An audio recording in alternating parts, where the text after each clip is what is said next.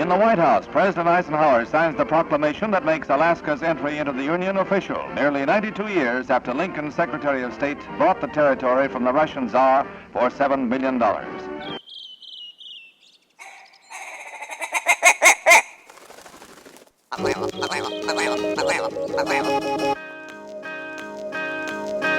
The Alaska Wild Project podcast is brought to you by the following sponsors. Barney's Sports Chalet, supplying hunters with the best hand-selected gear since 1963. The exclusive home of frontier gear built for the rugged Alaskan terrain. Your one-stop shop for all your outdoor needs. Visit Barney's today at 906 West Northern Lights. Big Rays, the Alaskan outfitter, committed to outfitting Alaskans across the state since 1947. Whether you're a recreator, parent, guide, or corporate buyer, Big Rays has the gear you need, tailored for Alaska's harsh conditions. Check out their new exclusive line of Auralic waders. Big Rays for all your outdoor gear and rugged work attire. BigRays.com. Tailored Restoration 24-hour emergency home services, helping Alaskans restore their dreams since 1972. Services include fire, water, mold, post-emergency cleaning, repair, and remodeling.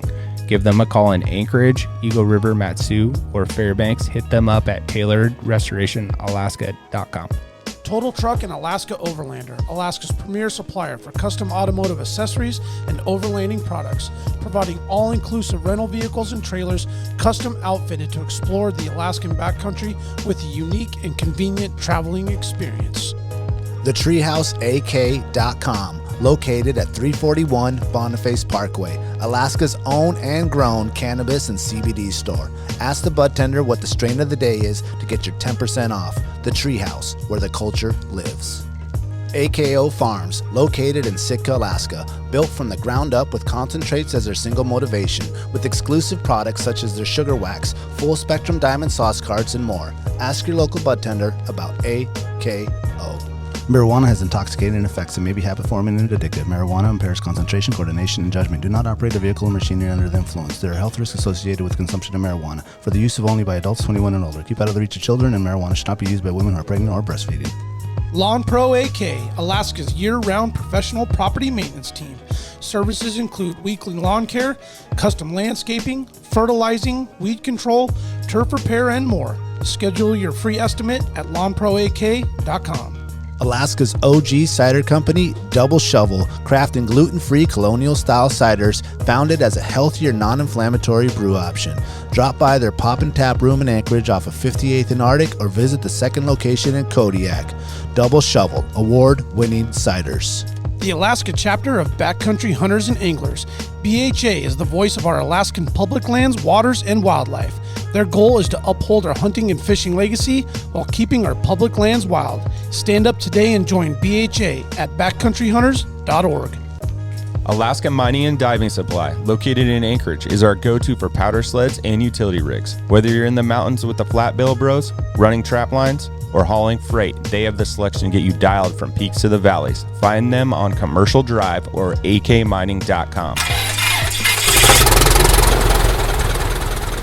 Yeah, that's a lot to... It's a lot to manage. I was just saying how busy I was when I came in here, and now I'm just going to shut up.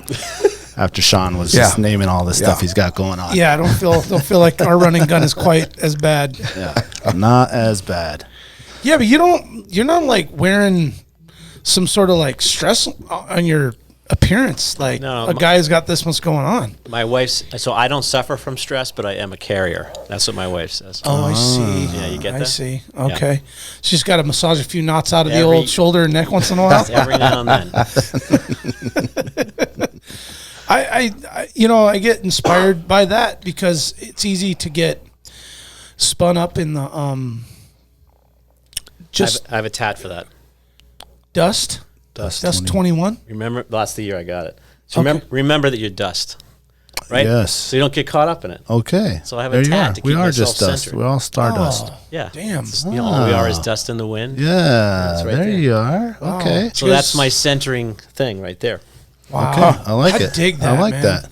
Yeah, I don't know if you guys noticed my head exploded. I was like, right in the dust, man. No, that's good. I mean, it's easy to get hung up in the everyday things Day and to stuff day. going on, and Yeah. thinking that like I'm sinking and there's no way out or no light at the end of the tunnel. And then you meet Sean and he's like, I got like 100 more things going on than you. So, and I'm smiling and I got dust on my arm. So Good to go. good to go. Yeah. Adrian, thanks for coming in. I wanted to course. ask you about the barbecue deal that you had going on. Oh, yeah. We went down to that, what's it called? The shake up, break up. Sean, you're going to have to try some. Are you a salsa guy? You like salsa with your chips or I anything? do, I do. Or burritos or Yes, I whatever? do. He has his own small batch salsa company. He just Really? started, Yeah. and it is amazing. Call me the salsa daddy. We got some of it Salsa here on the daddy. table, and he's got, I want to call say, him that, 8 but- different kinds, and we'll have some for sale on our website. But he'll be around at different events, and his stuff is just amazing. We could put it in the stores. Whatever you want. All right. Sounds good, man. I'm game for anything. Okay. Just trying to expand that, baby. So where were you Exactly. at? Was it the So it's it's called the breakup shake up. And it falls underneath like the Kansas City Barbecue Association or Society. And it breaks down between the battle of the breweries. It's between Matsu Brewing and Bleeding Heart. okay? So basically a bunch of barbecue people that do this professionally. This is like the opening event for their barbecue season. And this is the first competition that they have of the year, and they go out there and they do their thing. And I just had one of the guys out there, JJ from Alaska Smoking Jay's Barbecue. Yeah. Yep, and he uses some of my stuff in his sauces, and he pulled first place on chicken and Wow. second place on ribs. Wow. I can't take credit. I'm not grilling. I mean, I know. I'll probably give JJ a run for his money, but we're not going to go there. You were taste But testing, yeah. though. Oh, I was eating. I was believe eating. that. Yeah. Believe that. Have you ate at the what's that? They set up a barbecue thing right there at Polaris, Hatcher's Pass, Polaris. Across the street, there's like, I don't know if it's an abandoned, used to be maybe a restaurant or something, and someone sets up barbecue. Out in the valley? No, it's in like right before you get to Willow. Oh, that one way out there. Oh, Oh, the one by the railroad tracks on Yes. the right side. Yes. Yeah. that one, yes, but I've never been there. Like a seasonal thing? If I remember correctly, that is if you book a trip with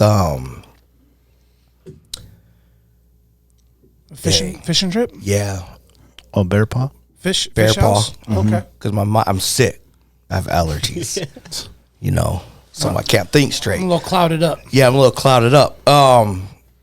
They have like a lunch menu when you book their trip, and you can pick your food to eat. And I want to say it comes from that place. Okay. I don't remember the name, but I'm almost positive that that's where Kyle said that they get their food from. Okay. Because I've seen, there must be pretty consistent. it's, 'cause I've been out that way a few times, checking out properties, and Yeah, and I've it's seen them good out food there every time. Yeah, I've never been there physically, but I've had it, and it's pretty decent food. Okay, that's good Yeah. to know, because I'll be honest, I haven't found really good barbecue up here yet. There's been a couple places, I'm not going to say any names, subpar. 100%. So Yeah. 100%. I'm looking for the spot. You know what I'm saying, Sean? I need totally do. the spot, man. I need to know who's pulling that brisket out just right. They don't. I mean, I'll come out and say it. They don't really exist. They don't? No. Well, I don't think there's guys like an that are- actual brick and mortar or maybe a truck that exists that's really Correct. good. But that's what I'm curious about. Like these little guys, They're not running businesses like that. yeah, they're just These are kinda- guys that are doing barbecue competitions around the U.S. They live here, so what they do is they have this competition, and the winner, it goes based off of points and stuff like that, and eventually whoever's got the highest score has won the most. They end up in the Dallas-Fort Worth area. Oh, so they're trying to win maybe the region? Yeah, they're moving Or the to like state? a national type Oh, thing. okay, Yeah, gotcha. yeah, it's a big ordeal. But a lot of those guys do catering. Is that Patriot Barbecue? I What? just kind of was doing some quick research. The Willows Farmers Market, Oh, maybe. mile 69. But I don't know that that's the right mile marker. No, I don't think that's it. That's like kind of by Nancy Lake Recreation. What is That barbecue place? yeah, by it is. by Yeah. Hatcher's Pass. I mean, there's only going to be so many barbecue joints to That would be pretty close. Google. Yeah, it but would be really I don't close. think it's that place. You're talking about the place in the brown building. Yeah, on the right there. Mm-hmm. Yeah, that's not like a pure barbecue. That's not Patriot Barbecue. Okay. Something else. All right. Just looked up barbecue in Willow and popped up. I'm like, oh, I don't know if that's Now, it. are you going to be involved in that? I saw you sharing the bacon, beard. Bacon, beards, bacon, and booze. Okay, yeah, that's what it is. Festival or something. Bob Reynolds was promoting the crap out of that at the meat Yes, party. he still is. Yeah. Still is. As the mayor, I'll be there to make me, my appearance. Okay. Mayoral But duties. you don't have nothing in there like competition or sauces or Oh, something? look at this thing, man. No, I'll go up there, they're going to laugh at me. Come on. Yeah, he's like, you should compete. I'm like, I'm not. I got I'll go there, JV shake hands. beard now, yeah. man. Shake hands and kiss babies, and tell people That's I'm going to the be mayor. a pretty fun event, man. Pass out. I mean, it's been promoted the crap out of, so Oh, yeah. should be a good turnout. Jeremy does a good job promoting those events, Yeah. for sure, yeah. There'll be a lot of food there, a lot of bacon. I love bacon. Yeah, Kind of got me sold booze and bacon. Yeah, what else do you need? that's what I'm saying. Just give me a Should I napkin start to wipe my growing this beard thing off. out or what? So I can fit in? You don't even have to just come eat bacon. Okay. Where is it at? The Sully. Oh, okay. Oh, yeah. Oh, it's at Sullivan. All right, good. I'm so happy that that's back. Have you been in there since it reopened? No, I have not. Okay, they've done a lot. They've done a lot in there. It's nice. It's real nice. I was in there Sunday.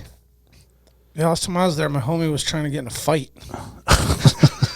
Not then. That was later. So are concerts coming back then? Or What's that? Are concerts coming back? Or Concerts are coming Yeah. back. Yeah.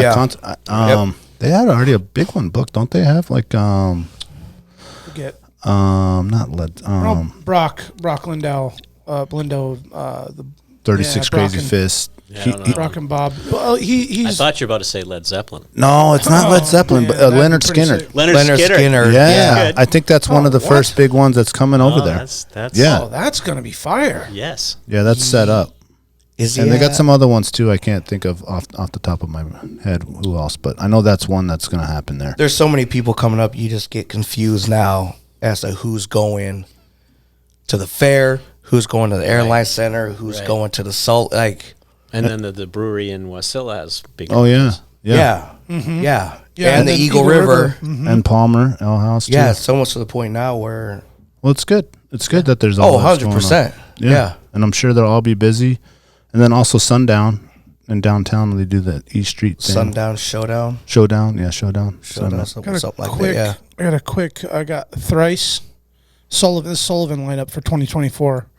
Thrice June 15th. Memphis Mayfire June 16th.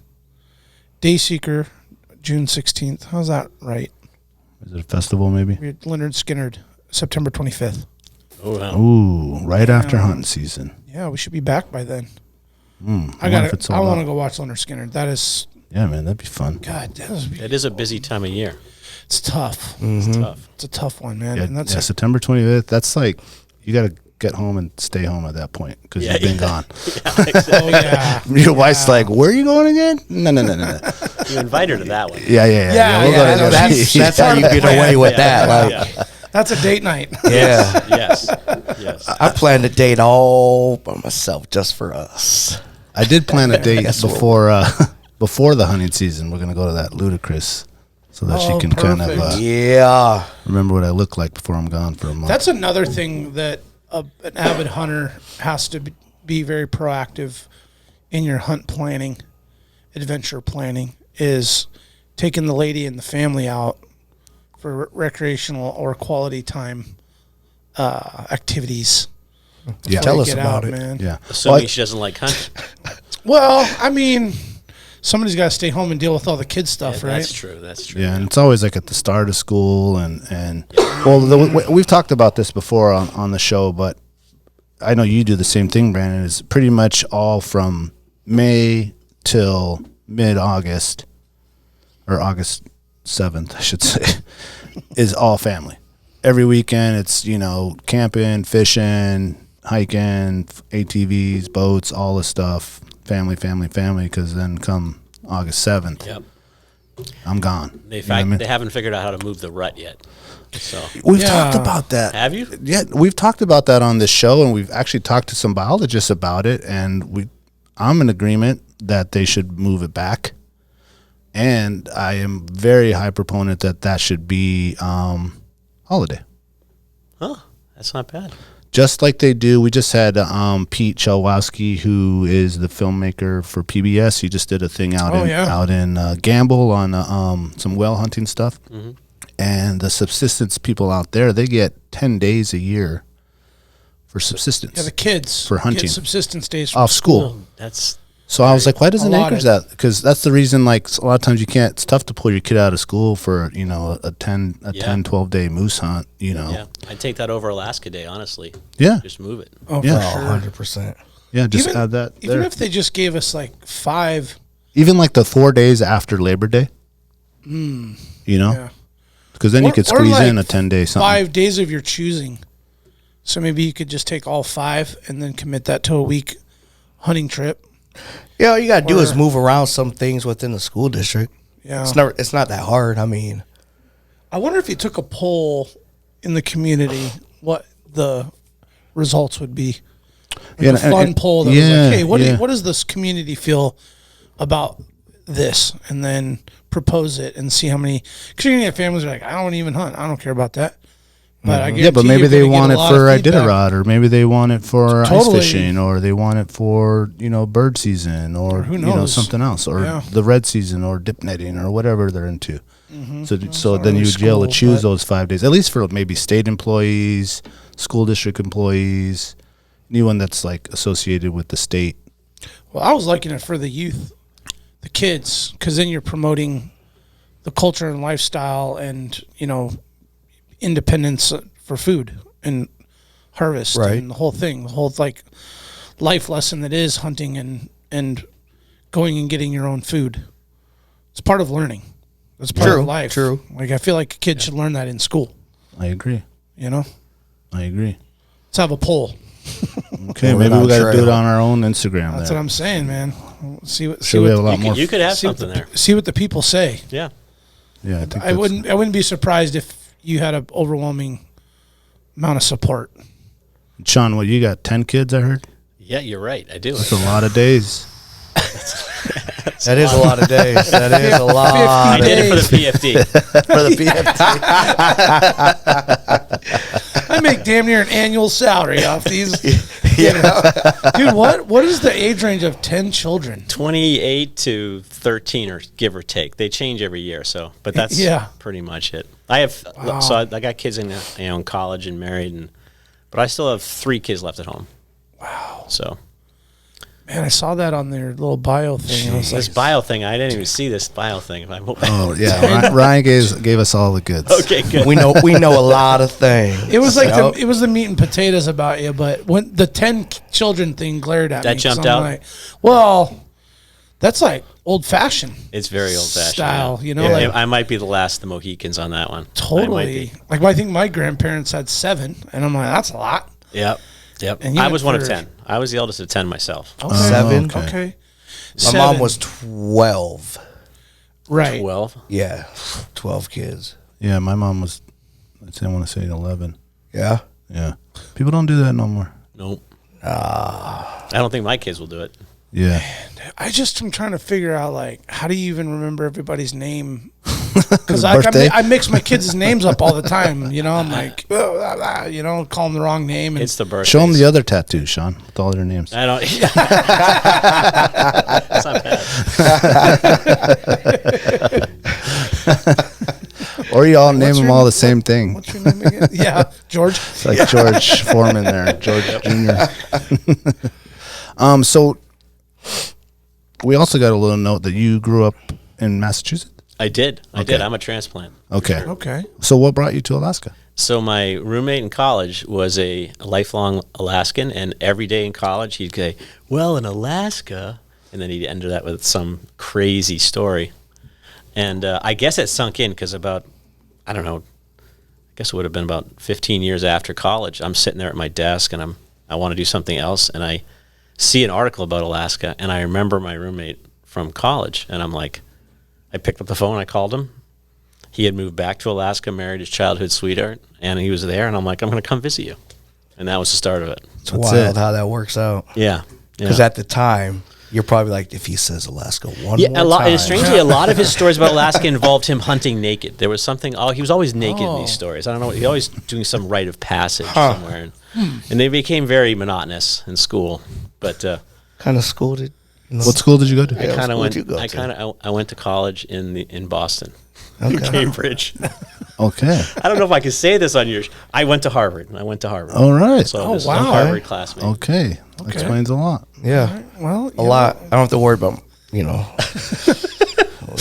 we're not going hard. Don't hold that against me. Don't hold that. We won't. You got your flannel on. Yeah. I wore that special. Yeah. I mean, you weren't talking about doing stuff naked, so just your buddy. Right. You just merely sat back and listened to the stories. Yeah, that's right. I mean, who am I to judge? So was he just visiting up here, or doing my a trip? friend? Yeah, or was he living here? So my friend, he and all of he was one of 4 boys, and all of them married, went to school, came back, live here, married, raised kids here. Oh wow. So he and I are sort of a rat pack. We I see. Fly around and we do crazy things together and go on big adventures. And, badass. And he actually lives a couple houses down from me now. So perfect. Yeah. Right on. Full circle. Full circle. That's exactly. Wild. He's a character. What year did you come up? I came up in 2005. Oh, 5? Okay. Oh, it's the same year I came here. Is it? Okay. Yep. Yeah. Yeah, early 2000s, good time. Yeah. Was that maybe you had 1 kid by then? So I have 2 kids that are born in Alaska. Okay. Out of the 10. Okay. Yeah. Moved the whole pack. We moved the whole pack. It was a little rough that first year. God, that had to be brutal. Yeah. Did you guys get 2 Suburbans and just bring the whole pack up? It's 1 Suburban and 1 truck. Okay. Yeah, pretty much that's what I did. But that first, I don't know if you remember 2005, but it rained that whole summer. I moved my wife up here. Oh, it I remember rained 2000. the whole summer.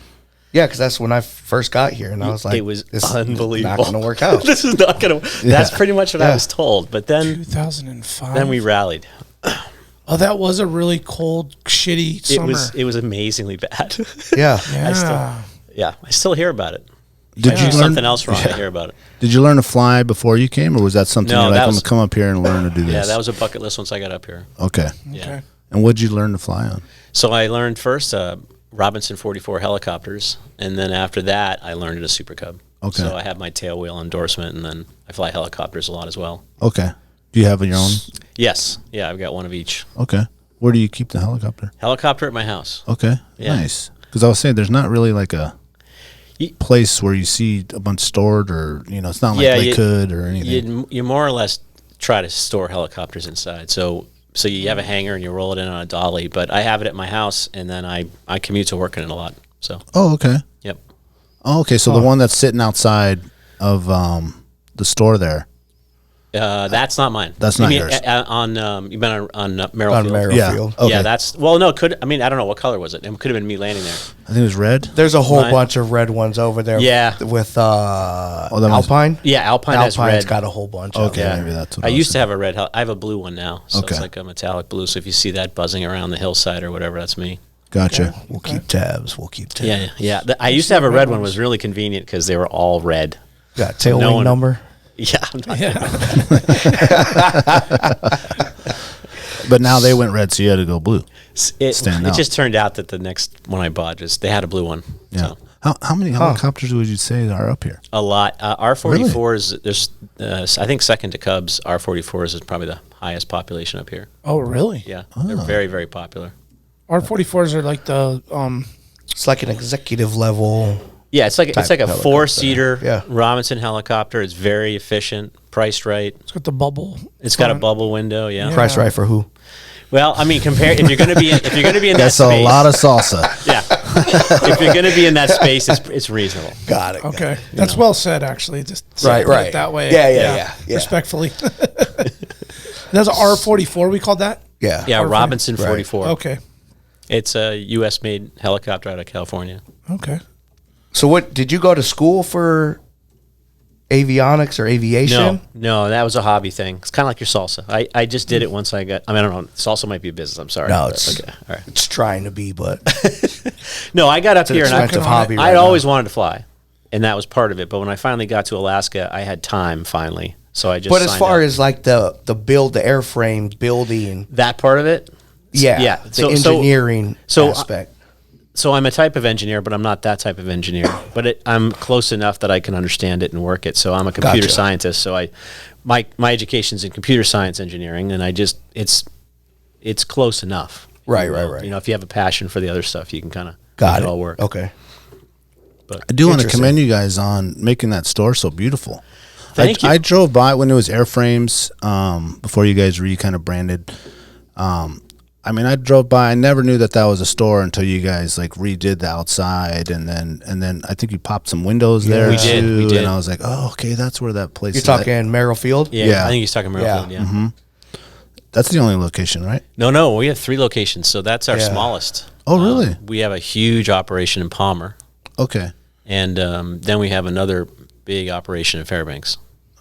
Where's the location in Palmer?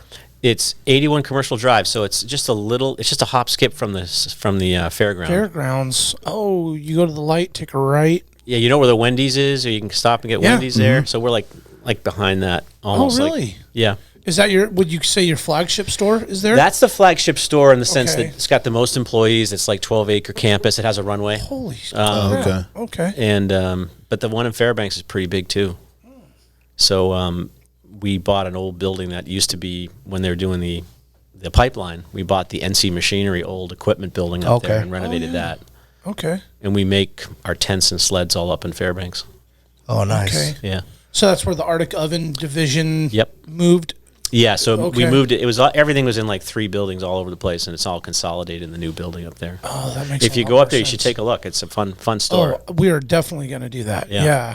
When you're stopped. I did not know that you had a big store up there, but and that's where the freight sled division is too. Yeah, as a company grew, we bought those 2 businesses, right? So Tent and Tarp, which it used to be called, and then Northern Sled Works. And I wasn't going to move them out of Fairbanks. All the people that worked the stores were there, but they were all in sort of suboptimal buildings. Sure. I mean, there's a lot of old, crusty facilities in Fairbanks. Yeah. So we took an old crusty that seemed big enough and was going to work, and we renovated it. And we moved in there, I guess, about a year ago now. Oh, okay. Yeah. Were those 2 businesses for sale, or did you guys approach them? We're like, I'm going to kind of combine all these together. They both approached us. So they were both older gentlemen who have been running the businesses for a long time in Alaska, and they kind of done what they wanted to do with the business, and they saw what we were trying to do with our business, and I think they thought about us as sort of like young blood, you know. Okay. And they both came to me and said, we want to sell, and you'd be a good steward for this business, and we did a deal. So in both cases, they came to us. Okay. Right, it's kind of like the perfect blend. It's been great. I mean, the whole thing when you're trying to build an Alaskan brand, you need some scale, but you got to do more than one thing because, things are strange up here. Yeah. Right. Versus instead of... You want to be diversified. Excuse me. Instead of, I got to go to this store to buy this tent. Now I got to go find a heater over here. Yep. Then I got to go find a freight sled. Yep. Over here that's going to haul it all. I can just come down to any of the 3 locations, essentially. One-stop shop. That's the goal. And I can all have it brought in together. Yeah. Well, how cool that you took already successful and rooted, locations and then essentially recycled them into something... It's fun. I actually enjoy that. I told you about the Sourdough Mining Company building, too. Yeah, so there you go. Another it might one. be an addiction. I don't know. But I'm getting close to the end of that. I'm getting a little tired. But yeah. Well, we saw you looking around in here. What are you guys doing in this building again? We have a lot of heads hanging in the Sourdough Mining. You should just go by and visit it. Because we have the collection. We have the head collection from an older bush pilot in there. Oh, okay. Another business that I bought. And then he's like, I got 700 mounts that I don't know what to do with now that you bought my building, and he gave them to me. So they're like all over this building. Came with the deal. It came with the deal. It's pretty wild. I've always wondered what happened to that, because the Sourdough Mining Company was It was a barbecue joint. I thought when I was a child, and maybe correct me if I'm wrong, it was a pretty prestigious like place to go eat. I'm not saying it was a high end. I just mean it was like it was like classic like Gwenny's, and it was Alaska nostalgia. There we go. Because when I first moved here, in 2005, the talk of the town was Gwenny's and Sourdough Mining Company. For corn fritters. Yeah, yes, the corn fritters. They had, that's where it was at. Yeah, they had a huge kitchen there. Yeah. Which they set on fire a few times, I've come to find out, but through repairs. Yeah. Found some stuff. Yeah, So you guys... You want to hear the best sourdough mining story? Absolutely, please. I don't know if this... Well, I'll tell you the best. So we ripped it all apart and renovated it, and there was this one wall near the bar in the back. Remember there's a bar in the back? And there was this little drop ceiling. The contractor goes to open that up because we renovated that whole back part, and he finds a pile bigger than this table, like 2 times the size of this table, like 2 feet tall, and it's all eaten corn cobs and ribs that have been gnawed by mice. And they have gone in there and they've collected them over the years in this one spot. God, so we open it up, and it's just a pile. Whoa. So they go down there and get their snack. And bring it up there. Yeah, they put all their snacks up there, and there was just this ossified pile up in this chute above the bar. Wow, dude. Do you want one more sourdough story? And it never caved in, huh? So, oh my gosh, never caved in. But then another one is, if you remember all the rafters, they had these steel plates on them. Yeah. The steel plates would have these gaps on the top where it was kind of like a pocket up in the air about 10 feet above where you're eating. And apparently somebody or everybody knew that the thing you want to do is take your dinner roll and launch it and try to get it caught in the pocket. So during the renovation, we find, 100 dinner rolls that have all, now they're perfectly preserved and like freeze dried up in these holes. Oh my gosh, some insulation in there. Dang. So yeah, a lot of exciting things breaking apart the sourdough mining. Yeah, some old evidence of the old old restaurant. I mean, how long that restaurant was open? When though? What was? Do you know the date? I don't know. It's been closed for a long. The only reason it's been closed forever. Like when? It was open a little bit after 2005, but not much. Yeah, not much. Yeah. I think, if I remember correct, they shut that down when they finished the new addition to the peanut farm. That's exactly right. Yeah. Yeah. Same owner. Yeah. Yep. Yeah, that's when they shut it down. Oh, it was the same. And that restaurateur is still up here. I think he owns the donut places, Krispy Kreme. Oh, okay. They just opened up their own barbecue place. They actually brought all the recipes back recently and opened back up somewhere. I haven't seen it. Yes. What's it called? 2016, guys. 2016 it closed? Oh, that's not like that long ago. Oh, I thought it was longer than that. It certainly looked like longer than that. That doesn't mean it was like a well-run eatery until then. I think it was like... That seems... It says fritters used to draw diners, sourdough mining company on the banks of Camel Creek near Midtown Anchorage until the restaurant closed in 2016. The cost of renovation, the building under the same owner as a neighborhood peanut farm was prohibitive. That's true. So yeah. I mean, it was cracking when I was a kid in the 80s and 90s. Like that was there wasn't as many restaurants. That was like the after church spot. That or Gwenny's. I've had people stop by and say they got married in there. They had wedding receptions in there. Yeah. It's been an interesting building to renovate. I'm so curious that you bought it and turned it into a computer software engineering company. So do you have like a bunch of people in there working? Like a bunch of employees? You can come by anytime. Yeah, we got about 20 employees in there. Really? Is it like all modern and like you got it's like funky. Yeah, it's like a mash between the old, what I call the Disney set, all the stuff that used to be in there. It's a mash between that and high tech now. So it's got all new systems and we need to go check that out. Absolutely. Is the outside still the same? The outside, no. Well, we changed the entrance around. We added a parking lot, and we renovated. We redid the whole outside. I just thought it was vacant. But the form factor is, the shape of it's still the same. Huh? Yeah, I never go over there. It's been closed. I'm like, nah. No. We kind of. It's been a little challenging. The homeless are a little excessive there, and people who can't. Right. People don't understand what happened to the dump. Sometimes will just leave their couch. Oh yeah, the dump's there. not there. Yeah. So that's where they stop to cover their loads before they go. Well, there used to be a dump here, so we're just going to leave this here. Oh, That's true. You like pull up to the dump, forgot you covered it, so you like swoop over there, throw your tarp on, and then drive back around and get in line. Yep. Yeah, we see it every day. Yep. Yeah. We see it every day. Husband and wives, driving in with their trash load, and it's because the wild berries right there. Yes. And I think they sold part of their land or lease it because there's a church back there now. There's now Awaken Church or Awaken, something like that. Yeah, no, it's bustling on the weekends now. Is it? Yeah, that church is doing really well. I let them use our parking lot during the weekend. It's always full. Man, you could probably sell them some hard rolls. Man. Top dollar. Some hockey pucks. Yeah. Oh, for the what do you call that when you do the blessing or whatever? The communion. Hell yeah. You break your teeth on these bad boys. Hey. It's been interesting. That's so interesting the way your model of doing that. That's so cool, man. I mean, I think everybody wants something new, but new real estate and buildings are hard to come by. Yeah, and I mean, not only that, but expensive. I think just the fact that you're keeping a piece of Alaskan history still here. So it's intact instead of what we saw happen to the 4th Avenue Theater. Yeah, that is kind of my thing. I mean, that's my thing with all this stuff. We'll talk about the company here in a bit, but that's really trying to keep it here.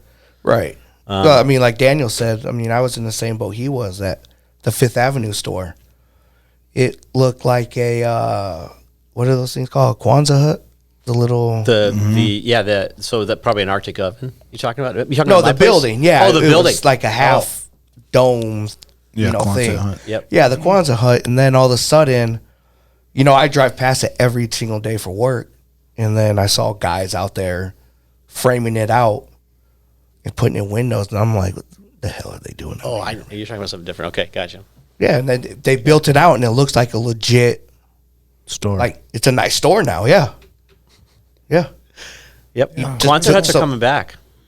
They're coming back. Yeah, I wouldn't mind. There's a bunch of designers building some really cool stuff. I don't know why they ever left. I always liked them. There's some cool awesome ones. Now that we got all the snow back again. Yeah, they shed the snow. Yeah, that's right. That's it's a big part of it. They make sense up here for sure. Yeah, totally. Yeah, they're all over Spinard, man. You go back they are. You go back in the depths of Spinard, bro. They're everywhere, man. Back there. There was like a thing back then. Yeah. There's a ton. If you go on base, man, there's a ton of them on base. Man, I haven't been out on base in so long. You can't just go out there like you used to when I was a kid. Ever since the club closed down, we haven't been. Oh, you guys were talking about, what was that club called again? NCO Club? NCO Club. NCO, man. Man, I got in trouble a lot. I don't think it was open when I was a kid. I don't know that was something I could go to. I don't know if you can use phones on a podcast, but this is a Quonset hut. That's a Quonset hut going in next to my house. Okay, so I was gonna. Can you airdrop that to me? Yeah. See that thing? That's beautiful. That's sick. Oh, so they're making that like a home. It's a house. Yeah, it's. I was gonna mention that. I have no idea. To see if you knew anything about that, but apparently you do. When you said Quonset huts were making a comeback, here you did. Here. I was gonna say I was surfing through the internet one day and I saw pretty cool stuff. Yeah, people were taking those Quonset huts, and some of them are like they're built on top of the ground, but then they put all the dirt on top of them and they grow the yard. Yep. Yeah, so it's like an underground. Yeah, there it is. Look at that. That is beautiful. And they put that wood there inside, like those beams, and they put the wood. Man, that is really well done. It's kind of neat. Yeah. Metal on the outside? Yep. That's your neighbor? That's like a modern A-frame. So this is a rendering from the artist. They're about to start building. So okay, that's like a design. You can't look at it yet, but this is what they're putting in. So I think it's kind of neat. I mean, I like that a lot. I got to talk to your mic here, but I think it's kind of neat. It kind of gives me like A-frame vibes, Yeah, totally. Yeah, 100%. Especially with those big windows. You get a lot more space though that way. Right. Totally. Yeah. Yeah. I like that a lot. It's not. It's still metal on the outside? Yep, it's a metal roof on the outside. Okay. And they just put that wood inside. That looks great. Bringing back Quonset huts. I like that a lot. I don't know how you spell Quonset hut. I could do it in a pinch. I bet cool. You that's what it is. I like that a lot. Man. Yeah, that's sick. Cool. Let's take a quick break. We'll be right back.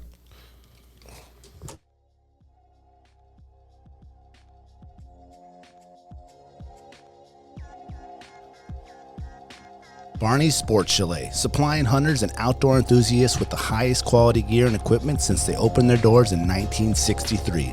Barney's carries exclusive brands such as Alpaca Rafts, Sitka, Sims, Exo Mountain Gear, Hilleberg, and much more. Barney's prides themselves with keeping a huge stock on hand of various top-of-the-line tents, footwear, sleeping bags, optics, cross-country skis, just to name a few. Barney's is also the exclusive retailer of Montana knives, Seek Outside, Kafaru, Stone Glacier, and their in-house brand, Frontier Gear of Alaska. Barney's has a superior selection of top-rated boots, sleeping bags, dry bags, mountaineering gear, electronics, and accessories. Need freeze-dried food or mountain snacks? They got that too. Barney's now has an amazing new paperback catalog available for in-store pickup or online order. Visit them today at barneysports.com, or even better, stop by the store in Anchorage at 906 West Northern Lights. If you want the best, there's only one name in the game, Barney's Sports Chalet. Alaska Mining and Diving Supply, located in Anchorage for 47 years, has expanded 3 stores. The main store, the largest Skidoo sled dealer in North America, also has Can-Am, Sea-Doo, Climb, Suzuki Outboards, Honda Outboards, generators and snowboards, Kingfisher boats, and so much more. Alaska Motorsports and Equipment just next door, which was previously Anchorage Suzuki Arctic Cat, for all your Arctic Cat, Suzuki ATV, Husqvarna, Generac, Mahindra Tractor, and now Argo Pro and Sasquatch needs. And to round it out, also next door, the brand new Alaska Mining Superstore for the largest selection of recreational and light commercial mining equipment anywhere, period. The Alaska chapter of Backcountry Hunters and Anglers. BHA is the voice of our Alaska public lands, waters, and wildlife. From national level policy work to engagement with boots on the ground projects from Kotzebue to Ketchikan. BHA performs public land cleanups, hunting and fishing clinics, and community education to help take your game to the next level. BHA's community-minded goal is to uphold our hunting and fishing legacy while keeping wildlands wild and fostering the next generation of sportsmen and women for years to come. Make sure to follow BHA Alaska for upcoming events, local brewery pint nights, and more. Stand up for Alaska public lands and waters by supporting the Alaska chapter of Backcountry Hunters and Anglers. Join us today at backcountryhunters.org. The Treehouse AK, your one-stop dispensary located at 341 Boniface Parkway. When you pull up to the Treehouse, you'll notice the beautifully hand-drawn art by Alaska's own Ted Kim. Once you get inside, you're going to see many of the same people that have been there since they opened. The bud tenders know you and what you like and what new product you should be checking out. The store is super clean and the music's always on point. The Treehouse and local owner Josh Boots is a staple in the cannabis culture through his music, community givebacks, and a lifetime desire to bring the people of Alaska the best products available. The Treehouse always has at least 25 strains available, and they're all shown prominently deli style in clear, openable jars so you can see and smell your options. Other products include edibles, concentrates, vape carts, pre-rolls, flour, dab rigs, and anything else you need, they got it. They also have some pretty sick merchandise for sale. Check out thetreehouseak.com, or better yet, stop by the Treehouse today and get started on their loyalty program. Remember, you must be 21 years of age to enter their store.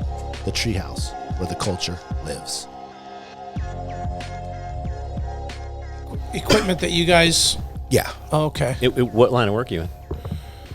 The government. That's a good answer. Good answer. It's like Cambridge. That's a pretty vague answer, man. Like government. Oh, okay, yeah. That means don't ask any more questions. That's exactly what it I means. know them, the government. They come after my money every year. Yeah, they do. As long as they're buying my product with Who you tell. Yeah, right. I want to jump right into the boots. Sure. And there's a lot to unpack with this company, but boots are. Yeah, you want to put them back up here? yeah, let's please. stand them up there. Yeah. So what has let's see. I guess did you have to get some sort of permissions to begin this new design and say they're bunny boots, or you're not calling them that? Like, how did that start? So it's a great question. So everything about bunny boots is in the public domain. Okay. And it has been to even make them. The military actually publishes the spec, and then people bid to make them. So that's how the military orders stuff. So the spec is all out there and available to everybody. And then bunny boots is a vernacular name that just kind of grew up around it. It's now considered kind of a generally available name for them. So when you're running a business, you decide, do you want to pick a generic name that anybody could copy, or do you want to pick a name that you own? And we just felt like with this boot, rather than renaming it, we should just kind of, keep with the story. And since there's no one to come beat us up about it, it kind of keeps the story going. Oh, for sure. Yeah. But that was a big decision when we decided to do it. Yeah. And kudos to you guys. Great job on the marketing.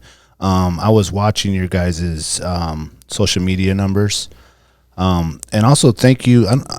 Before we get to that, you guys sent us, I don't know if it was you or somebody with Alaska Gear Lab, sent us those black bags. Yeah. Thank you so much. We've been using that for different things. And so then I was like, oh, they're associated with these guys. And then I started watching you guys, and whoever was running that marketing, I'm assuming it was Ryan, with the boots, and I just saw your guys' numbers just start soaring and soaring as the interest. And I know we shared it a bunch and started putting it out there and letting people know that you guys were looking for Thanks people for doing that, looking for people to test them out. I mean, what an incredible idea. So what was the spark? So I'm a business guy basically first. So the whole story is you're trying to build a company, you're trying to look for places you can grow. And our company originally is an aviation company. So when you're trying to grow an aviation company, it's very, very hard. You're highly regulated by the FAA. So everything you want to come out with, you got to come up with a good idea, you got to test it, you have to prove it out, and you got to get approval from the FAA to build it. And it's very hard to build a company to scale that way over a reasonable period of time. So that's why we started looking outside of it, and we said, okay, well, maybe if we pivoted and our product wasn't aviation per se or bush flying, but it was the experience or the story of bush flying. And we kind of broadened it out and said it's really about true adventure.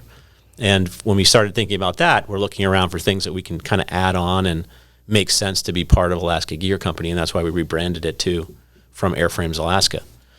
And the bunny boot, strangely enough, it's a purely Alaskan thing. It's used by pilots, it's used by tent people, it's used by sled people. They haven't been around forever, a new pair. And then the other strange thing about it is that the process of manufacturing was actually similar to making a tire. It's a rubberized boot. It's a vulcanized product. So we know a lot about that because we're making Alaskan bush wheels. Yeah. So it felt like it was close. There was enough proximity to what we were already doing to try. And a lot of people said don't, because this is a huge industry with huge players in it, and you're not going to be able to compete. But we were like, yeah, whatever. And you mean in the boot? The boot world, the shoe world is just epic. I mean, it's just huge companies competing all the time in that space. And so a lot of people said don't do it, but we kind of just did it in little pieces. And then we got to this point where we finally were able to produce a boot that passed all the tests. And we're like, all right, let's go for it. And, you kind of roll the money out as you have it, and you do an R&D and a proof of concept and go, no-go things as you move along the product. And we got it to a place where I was comfortable with it. I did a lot of the testing myself. Yeah. And we did lab testing on it too. So we got to that point, and I was just like, well, let's go for it. And I never thought the response would be as big as it was. So we were shocked. But we were pleasantly shocked. And now we have to actually do it. So now we have to go from R&D to producing them. Yeah. So what are some of the things you've heard? I mean, you guys have some incredible people that, I know a handful of them that were chosen to test them out.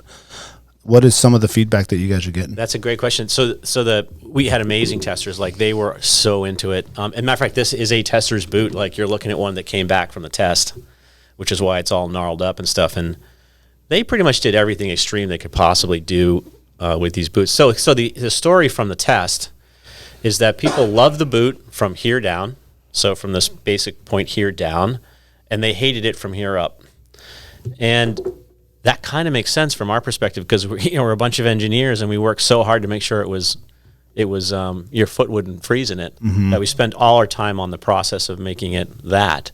And we didn't really think about the hikeability of it up here. So this part ended up too rigid. You couldn't, the laces are almost useless because the boot's so rigid. So if you were going to hike a long distance in it, you couldn't get it tight on your foot.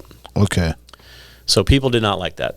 So you can cinch that thing right above your ankle there. Yeah, so there's if you look, this one's just very rigid. If you feel it, it's just so tight. And then a couple of Alaskans actually ripped this piece off too, so that was another thing that happened. But this feel more rigid. That one is like the top. Oh, and this is a redesigned model. So now what you have here, this hasn't been seen that much, but that one there is the redesign. So that takes all the feedback from the test. This one probably fatigued the shit out of your shin. It did. As a matter of fact, there's a video of me, and I actually stuffed my hat in here to keep my shin protected because it was too rigid. It would rub, and it would get sore. And yeah, the idea in this design was we thought a lot of the users are like slip-on users that they're standing watching the Iditarod and freezing their ass off or whatever. Yeah, like almost like a muck boot. Yeah, hybrid to bunny boot. Yeah, so that's what we were going for. And then when we got out into the real world, like one of the testers was a lineman. He's climbing up and down ladders. He's they're PJs, guys jumping out of airplanes. They're like, it has to stay on my foot. So at that point, you're in a different. And then so what we were able to do in the second design was we were able to keep the opening of it, right? So it's still a slip-on boot in that regard. Okay. But now you can actually cinch it up. So we added more laces up here, and then this is a lot softer. Yeah, and then this is like 40 kilogram. And it has a traditional tongue like a boot. Yeah, it's they call it a gusset. Yeah, this thing here is a gusset, and so you can cinch it around your. I don't mean to cut you off. Yeah, no, you can cinch it around your shin or your leg, so to speak. Then you don't get that. You don't get that flapping around. Flapping when you're walking. Yep. Type of thing. So that's the test. Really was we underestimated how physical people are outside with it, and we had to tweak that. But the bottom, we got rave reviews on the bottom from everybody. The sole. Yeah. So the bunny boot itself is like this goofy slipper thing you wear, and has no foot feel. It's wonky if you're trying to put crampons on it or skis on it or snowshoes on it. And this boot is actually designed to be kind of an ergonomic boot for a real foot. The original ones were basically just a big pocket to throw your foot into. Yeah. These ones look a little bit more of like a practical use boot. Yeah. But it's been a process, but it was really fun because, I mean, a lot of our testers were Alaskan. I'd say a good majority of them were. I mean, they had the use case. They had one of the rules was you had to have used bunny boots before, and So, but we got testers from all kinds of crazy places, and they did a great job giving us feedback. Yeah. So, this is actually what the sole looks like before you make the boot, and this went under a redesign as well. And there, a lot of guys on Instagram complained that. So we tried to make the boot lighter. That was one of the big things. Bunny boots are ridiculously heavy. Mm-hmm. Yeah, this is a light boot. And that boot, so you'll see how much lighter that one is in the original test one. That's the one they tested. But we took out a lot of rubber out of the sole to make it lighter because it's one of the heavier components. And Instagram people complained. They were like, the boot's going to wear out too fast. So we were able to actually weight engineer this new one so that we took 130 grams out of it, and then we added 30 grams back into the sole to make it so the sole would last longer. So that was kind of based on feedback too. If you look, this sole like much thicker than that one on this boat here. This one I think still has the old sole on it, but that one is way thicker. Yeah, so you just there's little things like that. Like there are a bunch of little weird. You never know what you're going to find when you actually throw it out in the field. Oh, for sure. Yeah, you just don't know until you put it through all the ringer. And I mean, I would say I'm sure I speak for Brandon and Daniel. And I mean, good on you guys for not listening to everyone else when they tell you you're not going to make it.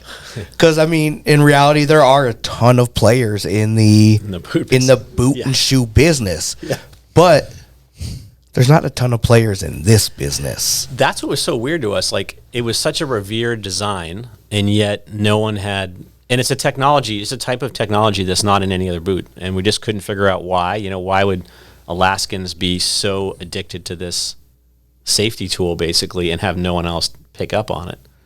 Again, it's not patented. Someone else could do it now, but right. I think a lot of it has to do, the military bunny boot. It's got such a historical background to it, in the fact that I'm from the military, and that boot, it works. Yeah, like it legitimately. You put it on, your feet are gonna sweat. If it's not the right temperature outside, it's hot. That joker gets so warm. And so people know that. And so that's what they're they're in those surplus stores just buying up those bunny boots because they keep your feet warm. They're 100% waterproof, and they're virtually indestructible. That's right. I mean, it's a excuse the pun, but it's a big set of shoes to fill. Right, I mean, 100%. It's but you know, rubber degrades. A lot of the ones you buy in the store are already ruined. So, you know, someone's left the valve open on the side and they've filled with water already, and that destroys them. So we think you know, we're hopeful that we're going to do well in it. We don't know. We don't really know yet. We got a lot of buzz, but I was going to ask that later on, but I'll bring it up now since you brought it up. These don't have a valve. No. Oh. How does that affect? Great question. So the valve was for PJs going up to altitude and complaining that the bladder inside of them was pressing on their foot and they were losing circulation at altitude. So the instructions were to basically loosen the valve when you get in the aircraft, and then right before you jump, you're supposed to close it down. Right. And then civilian people thought the valve was like something you're supposed to blow into and puff up the boot, and all kinds of other weird things have happened. Or it's just if you're a fidgeter, you're sitting there and you're kind of tightening it and loosening it. Right. So when we looked at the design and we looked at our use case, we're like, the valve has ruined more boots than saved. Correct. The average civilian does not need to worry about 10,000 foot elevation pressure gains. True. And so we took it out. Now there's a funny story to that, because and by the way, if you ask the military about the valve, that's the story they'll tell, but they can't find the records as to why it was done. Like, it's all very murky, all that stuff. But as we were trying to make them, we took the valve out, and the first boots we tried to make all blew up. And so we have a side theory that the valve is actually to make them easier to manufacture, because when you heat this boot up and vulcanize the rubber, you have air captured inside, and that air expands. And one way to relieve that pressure is to open those valves in the kiln, basically like a kiln, it's called a Vulc tank, and you open it up for that, the boot's going to cure perfectly and not blow up. And our first boots actually did blow up. Wow. So we actually think that was a large part of it. It made manufacturing it easier. We came up with another way of doing that. Gotcha. And the only reason I mainly bring it up is because, like you said, the valve primarily is needed for a specific reason at a certain elevation. Your average person doesn't need that or know what it's really for. There's the preconceived notion that valve adjusts the air inside and keeps your foot warm. So that's why I was bringing it up, because you have the people that believe that the valve is one thing, but now it's not on here. So they're like, that's happened. How's that going to affect, Yeah, I mean, look, we're trying to follow the data. If I thought the valve should be there, we'd put it back, but we can't see a reason to have the valve, and it's like a single point of failure on the boot. I mean, there are other ways to design the valve so that water couldn't get in, but air could escape and be added. So there is a possibility of doing something like that, but we won't know that till we really have this out in the field for a while. Gotcha. I mean, the original bunny boot was also resistant to mustard gas. We didn't do that either. That was one of the requirements. We left that one on the table. Yeah. No, right. Fair enough. So where do you feel this new design is now? Is that going to go back out for testing and then maybe one more design, or do you feel it's where you guys want to be? We think this is the design. So the one in front of you, there's other things happening to the boot that you can't really tell by looking at it, but this is the one that we're finalizing and going to manufacture. Okay. And I mean, we're ordering 10,000 pair for this winter. Wow. So. They are beautiful. I mean, it follows follows the same look and feel as the original bunny boot, but modernized. Thank you. We got a good team. We got a good team working on this. Yeah, they did a great job. Yeah, there's maybe like a style angle to it. There is. I mean, yeah, and that was one of the. There's little things we did. We just tried to. There's things we did to make them last. We want them to last longer, like, all the ribs on the front, or that's a classic thing you do in modern boots to keep the boot from getting frayed when you're kicking stuff and things like that. Mm-hmm. But we definitely we looked at everything. There were 14 different sort of designs. I mean, in the first boot here, the lace is purely designed. You can't even lace that boot tight. Almost the lace is all for aesthetics in the first design, but we brought it back. Yeah, that one you fixed it. Yeah. One thing I just noticed, maybe more to the traditional style of a smooth, non-textured rubber versus this one has a texture to it. So what was the reason for that? So that was something the factory decided might be a good idea for the boot, and we declined. So we're going back to smooth. Oh, so okay. This one, they did it this way for us in the prototype to see, hey, do you like this texture? A lot of boots have that texture on it, and we decided we want to stay with the sleek look on it. And I'm like, why did you think we wanted to go to that? And then basically a lot of boot manufacturers are doing that. But we didn't like it. We wanted to kind of hear. I mean, we even picked the color. That's, by the way, the color of what a bunny boot would have looked like when it was new. Yeah, like that eggshell kind of white looking thing. Yeah. And I get it. If you go and grab a muck or a bog or something of that nature, it's going to have a slight texture to it. Yeah. Naturally, it's not smooth like an extra tough. I think for the most part it's to hide defects in manufacturing. I think if you put a rough surface on, you can't see other defects as much. I see. Okay. So we think that might have been part of the reason the factory wanted to do that, and we just said no. I dig it being smooth because that still keeps some of its originality. Yeah. In terms of its design, because even like this is to look like the.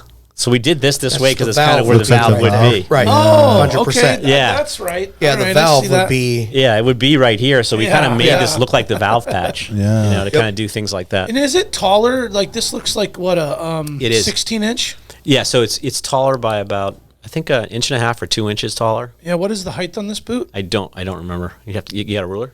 No, but I'm just guessing based off like a 12-inch hiking boot. I'm thinking 14 right below the calf, I'd 14 say. to So 16. It's basically, the original bunny boot kind of went to here, and we added this, and it's just kind of a splash guard on the front as you're kind of plowing around. Yeah. Is there a specific gender? Different boot for women's or men's? It's a unisex. So women's sizes are basically one size higher than men. Okay. But we're making one unisex size. We're only making the full sizes. We're not doing half sizes. But they call it, we have a production curve. We're making them from like women's 6 to men's 14. Okay. Oh, nice. And when do you expect to have them at the stores? They'll be in the stores probably like this end of September, beginning of October, if everything goes according to plan, but we'll be pre-selling them before that. Okay. So you got some pre-sale. Good. Once we've got everything dialed, we'll pre-sell. And what's MSRP going to be, if you don't mind me asking? Yeah, we haven't quite. We have a couple more things to figure out, but it's going to be somewhere around $350. Oh. Yeah, for a set. That's actually fairly cheap. Yeah, we're trying. I mean, we're trying to keep it. That's the other thing is we're in aviation. We get beat up for the price of our products all the time, so we're always fighting against that. Yeah. Well, it isn't cheap to make good things. No, and there's a lot of things that go into this, and there's a lot of R&D. There's 3 years of R&D too that I've got to amortize over the product sales process.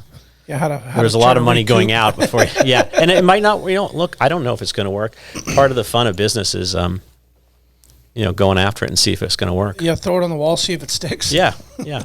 It'll work. I have a feeling. I think you got a winner. Yeah, you got a winner. Especially too if you can get the contracts.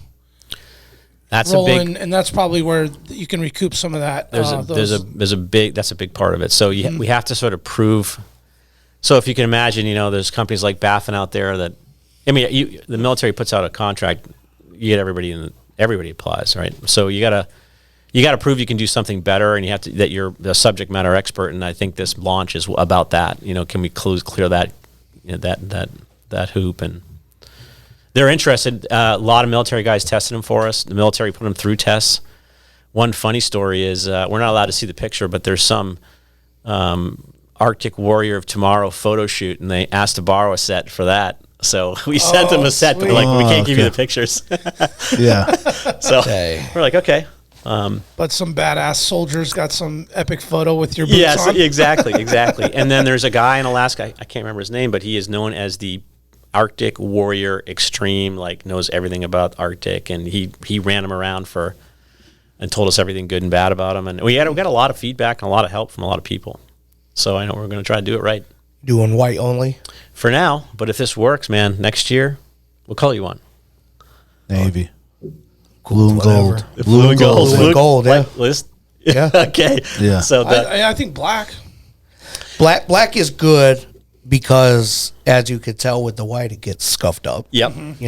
Gives them but if it's smooth, like this, I could tell you from my days, a little bit of simple green and a stiff bristled brush will wipe that white right off of there. Yeah, no, look, I mean, magic eraser. If this works, we'll be a boot company, and if we're a boot company, we're going after everything. I mean, we're going to go after Extra Tough next if this works. Ooh, I'm bringing that back to Alaska. I like that. Yes, Damn, I like that a lot, and I like that you announced it right here on Alaska Wild Project. Oh yeah, didn't even. Not worried about it. We don't got to bleep that out. No, that's coming. I like Get ready, Alaska. If we get this launched, we're gonna push hard on this. Well, and based on how you guys do your business, it's going to be a beautiful boot as well. Thanks. That's pretty sick. I can't wait until they're available and I can get a set myself. Cool. Thank you. I've always been wanting to get a set of bunny boots, but once I heard that they were being redesigned, I was like, I'll just wait and see, because this is a lot more my style, where it's sleek, it's got some swag to it. It's got maybe some more functionality in terms of the sole and grip and things like that. It walks a lot better. Like that's, I mean, people who put them on next, the bunny boot's kind of like you're flopping around in there. This thing feels like a hiking boot.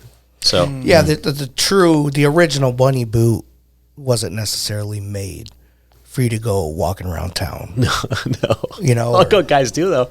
They do. Some guys would tell you they're like as comfortable as boot as any. No. They're comfortable. Yeah. I'm not going to say they're not. Yeah, they're. I would wear it every day of the week if I could, but they're not designed for you to go walk around. They don't have the best track. If you've ever looked at the sole, the tread on a original bunny boot, it's pretty. It's like slick, right? Like wave. There's some waves going across it, and that's it. It's not a lot. They made them a little. They couldn't do this back then. So right. It's not. And like you said, it's wobbly. Yeah, it's not a perfectly flat surface. Oh, so it's kind of like an oblong type thing. Okay, that was one because they're not designed for you to.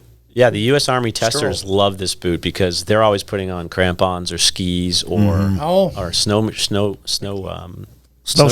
Yeah. Right. And there's no purchase with the other ones. Their ankles are kind of all over the place and stuff like that. So they really like that in this boot. Yeah, you can accessorize it. Yeah, that's what this is. You have that little notch there. Mm-hmm. Yeah.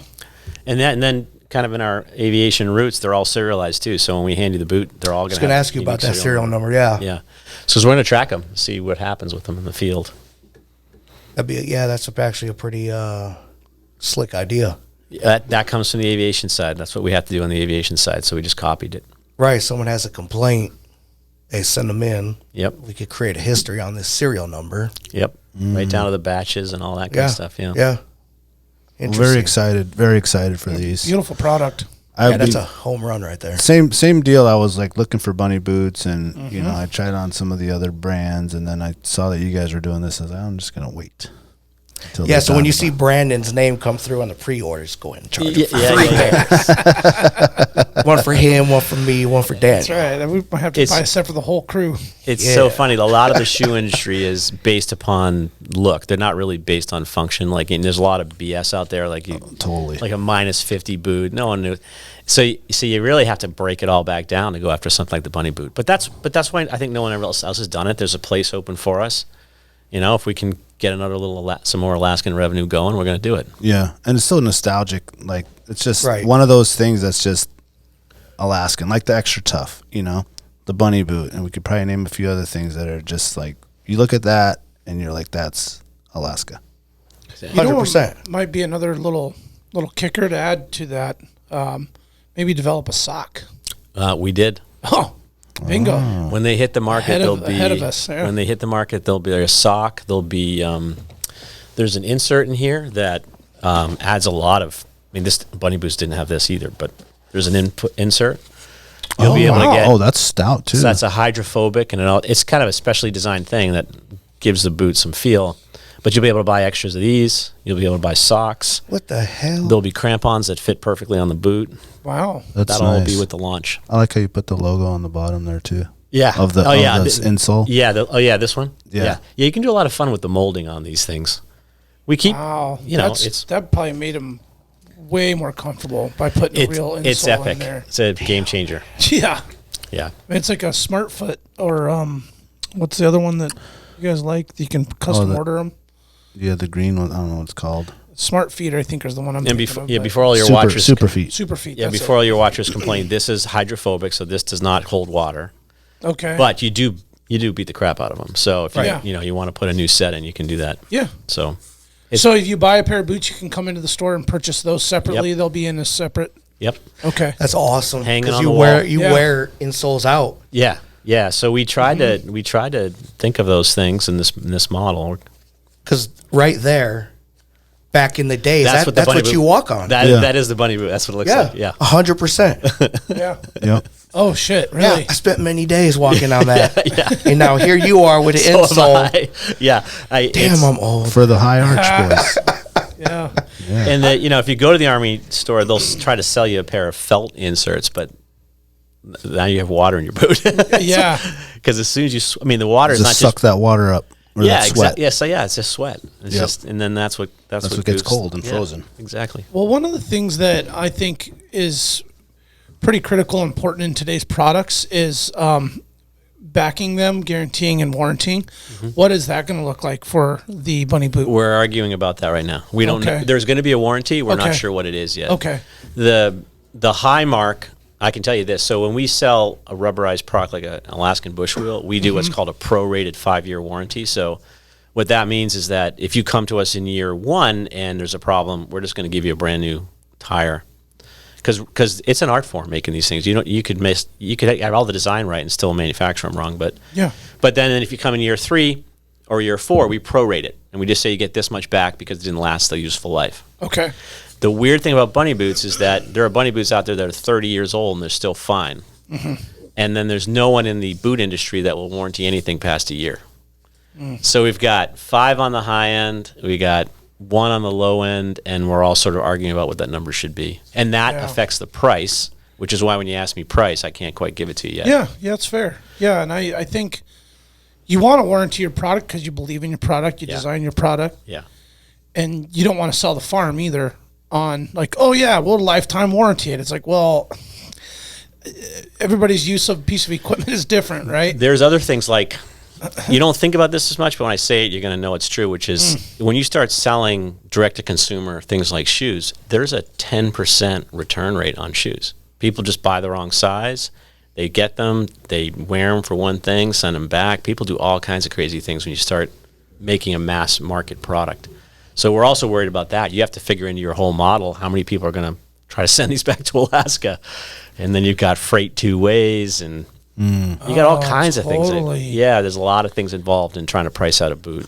Okay. And if you look, the industry standard is like 10% returns.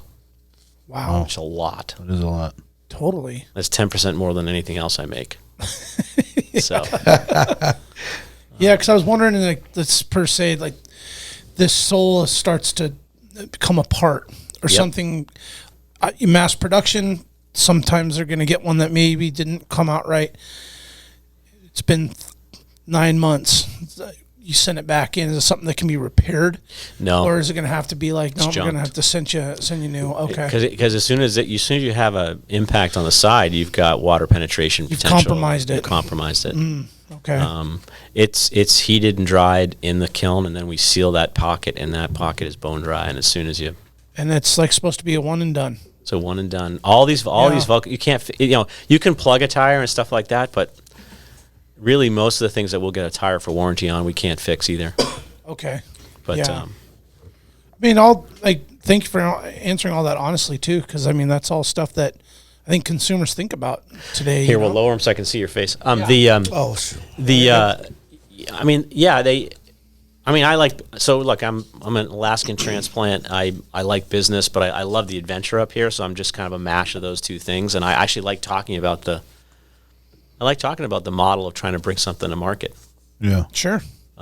It's funny. There's a lot of great ideas in Alaska for recreation. Not many people want to stand up a whole company to do it. It's expensive to do it. Yeah. It's a lot of risk. So I'm happy we've been able to take brands like Northern Sled Works and Alaska Tent and Tarp, and we've been able to, we make them more efficient just by pulling them into our company because they can't afford to do marketing like we can do on our revenue scale, and they can't do sales, they can't do retail. Yeah. So we're kind of getting it all together, and we're kind of figuring it all out, and giving it some heft. I'm sick of other people stealing the Alaskan brand and sort of, cultural appropriation of the Alaskan brand to some lower 48 company. That kind of really pisses me off. Oh man, and the 100%, quality's not there. Right. And they're trying to put the state's name behind it. Right. And I think that goes full circle with the whole building thing, where instead of letting these smaller companies that have run their course, for lack of a better term, essentially fold and just disappear. Yeah. Just to fall into the hands of someone in the lower 48 that has that same idea. That's where the money is. You come in, scoop them up, so to speak, or bring them into your family and keep that same Alaskan product alive and thriving within the state. That's what we're trying to do. It's a battle every day, though. We might not know the battle like you know it, but we see what you're doing. We're glad you're fighting for sure, and we definitely appreciate the fact that it's a lot easier to go the other way. You're one of the few people that are trying to keep these homegrown companies here within the state, so to speak. Thank you. I love it. I love it. I love my adopted state, and I feel like I got to put my talents towards doing something here. And this is a fun one. I've enjoyed it. Yeah. I really and enjoyed you will it. be supported. Alaskans support Alaska things tremendously. Yeah, especially when you make a good product that holds up. Let's hope it does. Yeah, right? yeah. Well, you can just tell the passion that you're putting in, your team, the effort. You wouldn't have gone this far to put it into production if you. We're pretty confident. Yeah, we're pretty confident. But you just never know. We're confident in you. You know. Thank you. 10,000 order is not small. Yeah. I mean, it's. Yeah, I think you could sell 20,000 if you didn't have those Harvard red insoles, but we won't go there. This is actually. I noticed. Okay. No. I never thought about that until just now. Wow. You're welcome. It's too late. Next 10,000. This is a Piper Super Cub red from the original Piper Super Cub. Oh, so that's why it's in our logo and stuff like that. But damn. You guys can buy it then. It's Piper red. Yeah. Damn. All right, okay, cut that part out of the podcast. Yeah, we'll edit that right there a minute. Now you got to make a Piper red boot with the white insole. I don't think that would work. All of our Yale followers. The little red. All right, I deserve it. I want to transition into the tents and the progress of the stoves and what's been coming with that. I personally don't own an Arctic oven. I mean, I do want one. I have several friends that have one. I've been in many. I stayed the night of many, and it's just so cool now that what they've done with this propane stove. Yeah.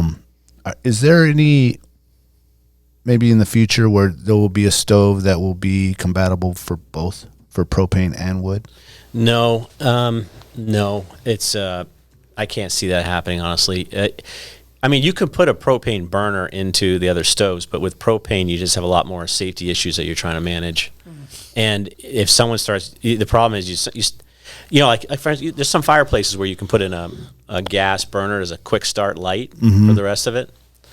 But when you're in like an enclosed space like a tent, we just don't think it's too dangerous a space to try to do that. Okay. And what happens is the customers kind of go into two areas. Propane kind of works up until, like 30, right? It doesn't really work in the super cold temps because propane starts flowing. That was going to be my next question. Yeah, so you can't, so it's kind of like that. That one's really nice and convenient and works really well if you're sort of in that, temperature zone. Yeah, you're in that you're in that little edge of the season. Yeah. And it's easy to carry propane around and it's all that kind of stuff. And then the other people are wood because that's what works when it's super cold, or because they just like the feels of it, like they're just into the coolness of it and the little hearing the crackle light, and the pop. Crackle pop and the light. Sure. So it's hard to blend those together. Really, in stove design, we've looked at, there are some pretty cool stove designs that are like diesel stoves that we've looked at. Okay. And we drip actually style? I'm sorry, yeah, drip style stoves, and there's some really neat ones that are pretty light and you can carry with you, and they do an amazing job. The problem is you get 1 ounce of diesel on any part of your tent, and you're smelling diesel for the rest of your life, like it never goes away. And we did a test with the U.S. Army last year on some of those designs in our tents. And they also they do funky stuff at super cold temperatures. They start to burp and kind of pop. And some of the soldiers had trouble starting them, even though they're supposed to be easy. So we hit a lot of snags on that. So we kind of backed off on that project. What about, because I've run into this problem a lot. With the hot dog stands and working for Rondi and those propane tanks, I got to bring like 5 of them and keep some in the car with the truck on so they don't freeze. Yeah, exactly. Because it'll get halfway, and once that thing's frozen, that's it. It's done. You got to change it out. I haven't seen, and we put it out there before, like a way to keep that tank insulated or somehow we're just going to stay. Sock or some sort of neoprene. Okay, so I'll tell you, we used to do that. We used to. Tent and Tarp used to make them. People stopped. I actually thought about bringing them back a couple of times. They had 2 models. They had one that was just straight insulation around the propane tank, but they had another one which was kind of cool, which was a sleeve, and you basically heated water, and you poured hot water around in the sleeve, almost like you're putting like a hot water bottle in your sleeping bag. In your sleeping bag. Okay. And it's hard to. The water would stay. It's just hard for the propane to freeze up the water as much, so it kind of adds another level. It's got to raise up the temp. It's got to drop the temp of all the water to freeze itself. So that was another design they had. I tried these things a little bit in the early days, and we couldn't get them to work really all that well that I would trust someone banking their heat on it. Yeah. There's a lot of room for error. So no solution there yet. No, in tents, we've worked, we came out with a titanium one to make a lighter one, because one of the things about the Arctic tent is huge. It's not like it's hard to put in a cub. It's hard, impossible to hike with. Very heavy, too. Oh, that thing's like heavy. A barrel. Mm-hmm. Yeah. So we tried to make lighter versions. That was a big initiative. And then on the SOs, we tried to make lighter ones. And then the big thing that we did a couple of years ago, which is really kind of taken off, is people turning tents into saunas, which is kind of a wild thing. Yeah. So we've made sheet metal stoves you can pile rocks on now, and kind of do stuff to kind of get a sauna going in one of these tents. Nice. And that's kind of a little bit of a trend right now. Yeah, that's pretty cool. I didn't know they were doing that. Huh. Yeah, a little cheap sauna. Is there any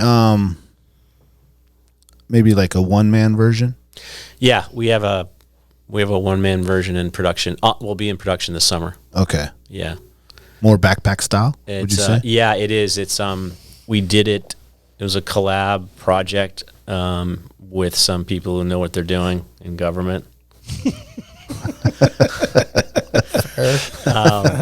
Fair. It's enough said there. The name will probably be Voyager 1, right? Okay. And then we think we're going to make a 2-person called Voyager 2, which the Voyager 1 I think is going into production this summer. Okay. So we came out with this thing called the Noon Attack, which was that was our kind of TP tent that we tried to make for people who wanted lighter ones. The problem we've had there is that customers are buying them, expect them to work like an Arctic oven, and they don't. They're made for. There it is, right there. The Noon Attack Apex. Just put it up. Yeah. So this is a great tent, but the problem is you get someone who expects the Arctic oven type -50 kind of deal, and it's not going to be that. But it does very, very well. So that's our biggest challenge, has been keeping people understanding what our products are for. Oh, it's more lightweight. This one floorless. It's floorless, and you can add in the Vapex insert or use it without the Vapex insert. So if you're in the summer, you don't want to use the Vapex inserts, you can pull that out. You can pull the floors out. You can, if you're ice fishing, you can put half a floor in. Oh, I see. And this one's been really successful, and we're about to launch a new version of this one like in the next couple of weeks, actually. So by the time the podcast's out, it's probably out. Okay. Cool. Nice. I like that. I mean, I like that one. Yeah. I feel like I've been in an Arctic oven maybe once or twice, and I've always been sweated out of it. That's very easy to do. Ooh, yeah, man. And that one there looks like you could make it. There's a lot more airflow. Warm enough, but yeah, like I don't want to sleep when it's hot. I just want to get in my bag. And I've been in Arctic ovens. There's a makeup air like tube on the bottom, and I remember times being in an Arctic oven and just putting my face up and sucking the cold air because it's so hot, and you're just like, who's running the stove? Yeah, exactly. And you don't want to, you're with 5 guys and you just want to go, I'll just somehow bear it. But the other thing in tents that we're working on is, so even when you heat up a tent, the floor is still frozen, right? So the floor is still stone cold. Like a lot of times your wood will actually just freeze to the floor, even though at 1 foot or 18 inches you got it's 50 heat. degrees. Yeah. So we're working on some things there to try to make that mitigate that a little bit. Insulate it maybe a little more. You can insulate and just try to have things. And then just get the air to flow around a little bit better. Yeah. So we sell a lot of cots because people don't want to be on the ground sort of when it's really cold. So the cot kind of gets you up into the heat zone. Did you guys design a cot?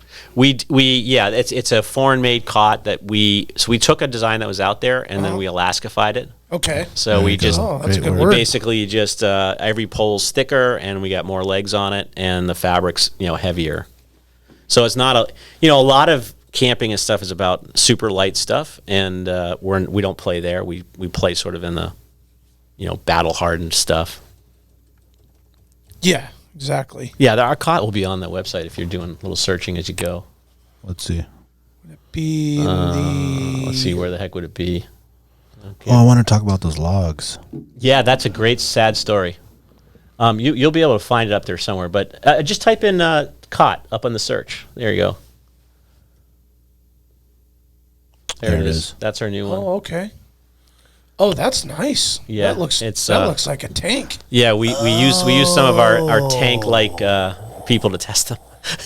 Yeah, that looks like built for the big boys. Yeah, we everything. You gotta call me. I'm the king of the big boys. See, I got a couple of buddies that would fucking sign up for that thing. Yeah, everything is that way that we make. Everything is HD. That way. Okay, so I have that cot With what, 3 legs? Yes. Yes. The low version and then the big version. Yeah. Right? And I don't like the low one. Yep. I like the bigger one to sit up a little bit higher.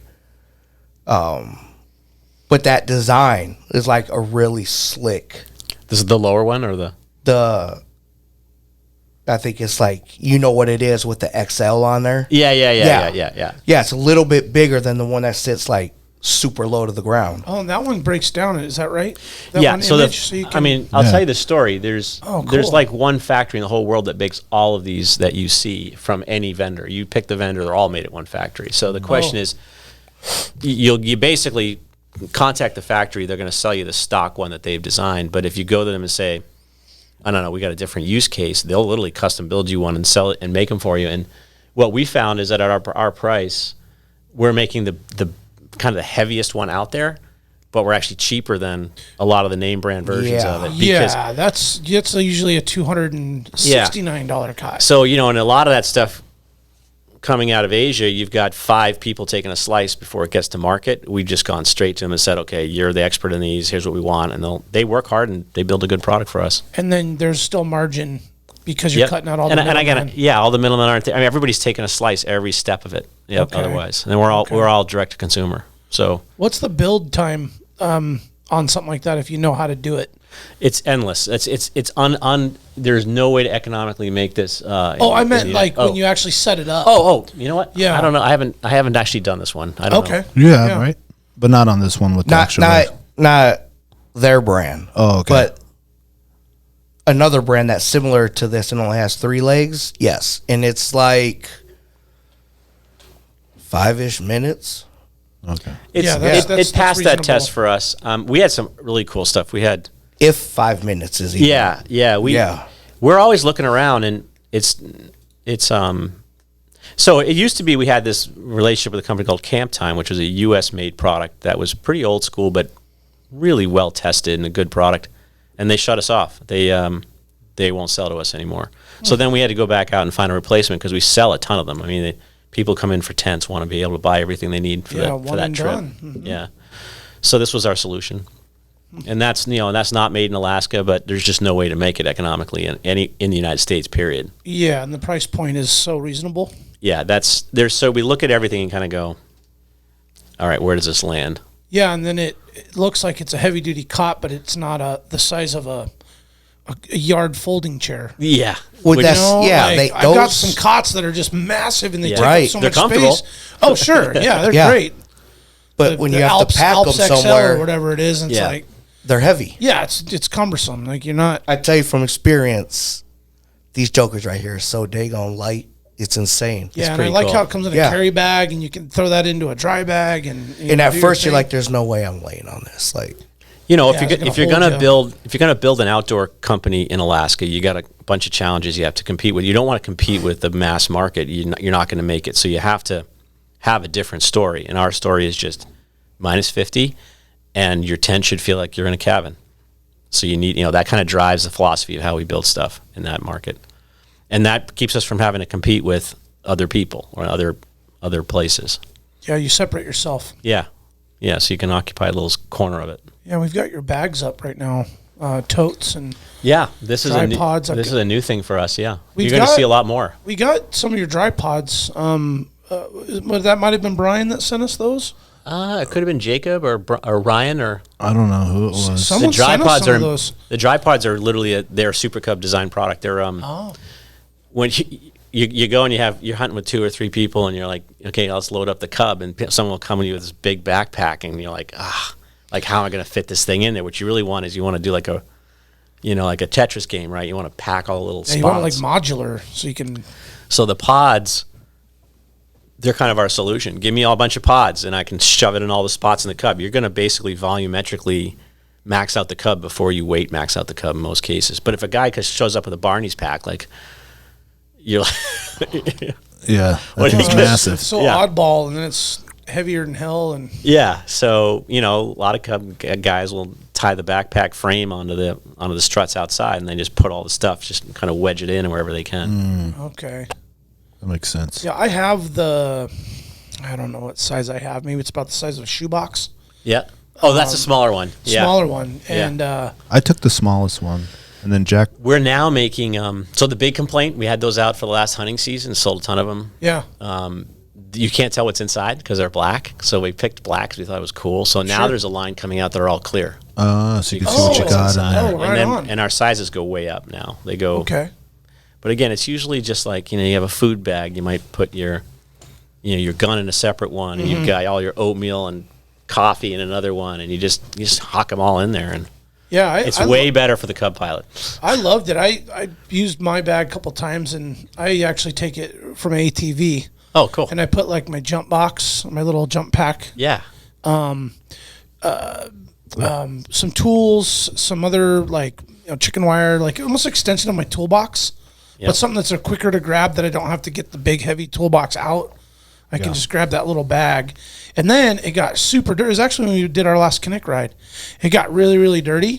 And I was like, I'm going to test this thing out. It's how waterproof it is. I don't think they're meant to be necessarily waterproof. They're like supposed to be mostly, But I sprayed the crap out of it with a garden hose, bone dry inside. Oh, that's good. So for the record, it's I didn't sit there for 5 minutes straight, but I dusted it off and no water got in it. Yeah, so. You get into these battles and so that one, we put 2 zippers on it. And the theory, you have 2 zippers. And it's got the sealed seam and all that. Yeah, but when you have 2 zippers, you always have a water gap between the 2, Sure. Right? Yeah. So you're like, should put 1 zipper on and make it waterproof, but then if you put 1 zipper on and 1 zipper breaks. Right. Yeah, so that's your like bag's worthless. If you were in our design meetings, that's the kind of fights we have about stuff. Okay. Yep. Try to do what's most practical. Yeah, we sometimes we're guessing, but we kind of air it all out and then figure out what we're going to do. What's the Pulk bag? So this is these are pretty popular now. So this, when you buy one of our Pulk sleds, so these are people that are like doing the Iditarod, skiing the Iditarod or camping out or going someplace with a sled. So this one fits perfectly in our sled, and you get this whole pod system that you can basically put on the sled, and it's made out of a super light material, so it's very light and waterproof. That's cool. And that way you're not it's the X-Pac stuff. Yeah, it's the X-Pac stuff. Yeah. That way you're not lining the sled with a tarp, throwing all your shit in there and then wrapping it and then bungeeing that up. It's just all in it. It's all in one. And then, a lot of times you finally hit your cabin and you just want to pull the whole pack inside, So now that the pack just goes inside. And then we have these quick access packs that can go on top. See the accessory pods? So you can put those on top. Stack it. Yep. You can stack them up. And those, a lot of like really badass dudes buy those from us. Like, dude, badass stuff with those. And actually they were designed with them. Okay. They put it to the test. They put it to the test, yeah. They really did. Man, look at the design. Those are really durable. Does the X-Pac stuff come in maybe different thicknesses? It does. Yeah. Okay. That's because I have another X-Pac that I was using as a kind of like a tool bag, kind of same thing what you use the tripod for my 6x6. But I would find that it would get some water would get in there. So I'm like, I wonder if there's like a thicker version. Yeah, there is. I don't know what that would be. It's supposed to be pretty waterproof. It's supposed to be rip. It's like a ripstop. It's supposed to be a very durable waterproof material and light. Okay. Those are the three things. But we keep playing with different fabrics. That's a big part of the story, is finding out what works the best for what. And tool bags. Yeah, I've never actually seen an X-Pac tool bag. Yeah, I'm trying to find something that I could put all the tool. That's not a hard case. Yeah. That I could put all the tool, the toe strap, things that'll I could move that thing around. We should see if we can get you one of the new pods. I think a bigger pod might do it for you. Okay, I think the bigger pod might work for me. Yeah, because that's a thicker material too. Yeah, and it seems like it'll take that splash and dust and all that stuff. You're talking about the Pulk bag? Because I have something that's similar to the Pulk bag that I was been using, but now I can't use it because if it rains or it's compromised. All the stuff gets wet in there, so I was like, that doesn't work for me. Yeah. So that's what I was asking, if there's like there's a thicker version or something that's a little bit better. Yeah. There's, and then again, the old school guys would use canvas for a lot of canvas for that stuff too. They just use a covered canvas for those types of bags. We still sell a slope bag, a North slope bag, which is a tool bag that a lot of the guys carry around, which is kind of an open hard bottom bag that our Alaska Tent and Tarp has been making for years and years and years. It's like a utility bag. And that's common. We're always looking around. So this is all part of us trying to get into some newer markets that aren't restricted by the FAA. Basically, all of this is just a way to kind of grow our brand and grow our business without a little faster. Yeah, that's awesome. And you got the canvas wall tents too. Is that a design that is 100% separate from the Alaska Tent and Tarp Arctic Oven design? Yeah, this is a true old school wall tent. Okay. Yeah, so this is like some Montana, Wyoming elk camp type That's stuff. exactly right. So that we still make them. Our that market is mostly local. Okay. So there's people that make canvas tents in the lower 48. We can't compete on price, but there's still a lot of people who want them. So I don't know. We sell, probably like 300, 400 of them a year, something like that. Wow, that's pretty good. Yeah, that's a decent number. Well, I feel like that's a really good option if you are, say, a property owner and you're just throwing something up seasonally, where you're like, I'm not doing full structure, but I'm going to put up a foundation or base, and then I'm going to throw this. Or a cook camp for some moose tent or something. Yeah, fish camp, something like that. You see that one in the, what is it? That one in the upper left, I think, that 13-ounce one, that's an Airbnb. That's a customer's tent. That one right there is a customer's tent Airbnb in Alaska. So you can go on Airbnb and rent it. Good for them, man. Good for them. You got to figure it out. That thing's paying for itself. Yeah, it's pretty rustic. So do they come with the poles, or that's like you can get it with a metal kit from us, or you can just use your own poles. And it's about half and half. People do their own thing, just cut a spruce tree down and do it, and then other people want the pole system. Yeah. Something that'll last longer, or maybe not. Honestly, I think the spruce poles actually work better because the fabric changes. It's canvas, so it's going to change in its size, and it kind of shrinks and expands. It heats up and gets wet. Yeah. But people who want to just get it up, they want the frame. Okay. Oh, right. Yeah. And I think you probably see some up there that are like that's the unframed one, but there's ones in here that. It says good. It says unframed, so people don't make a mistake.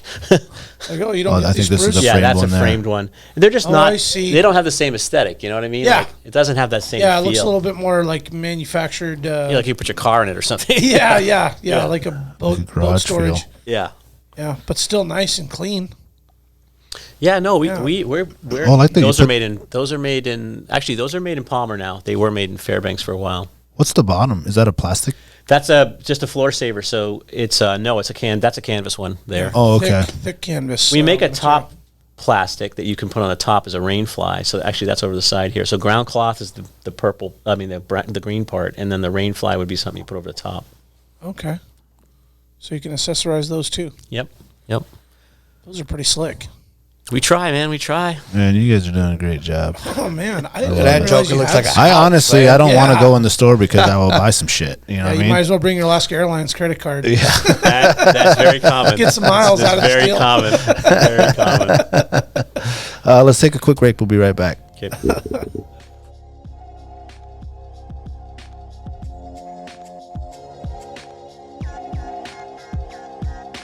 Big Ray's, the Alaskan outfitter, committed to outfitting Alaskans across the state since 1947. Whether you're a recreator, parent, guide, or corporate buyer, Big Ray's has the gear you need tailored for Alaska's harsh conditions.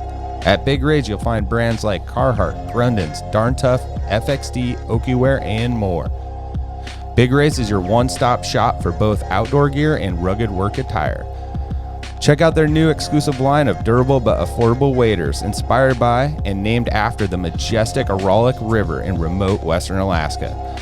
The Aralak wader was designed by Alaskans and proven for the diverse waters of the last frontier. Visit Big Ray's at any of their 5 locations statewide, 2 in Anchorage, 2 in Fairbanks, 1 in Kodiak, or check them out online at bigrays.com.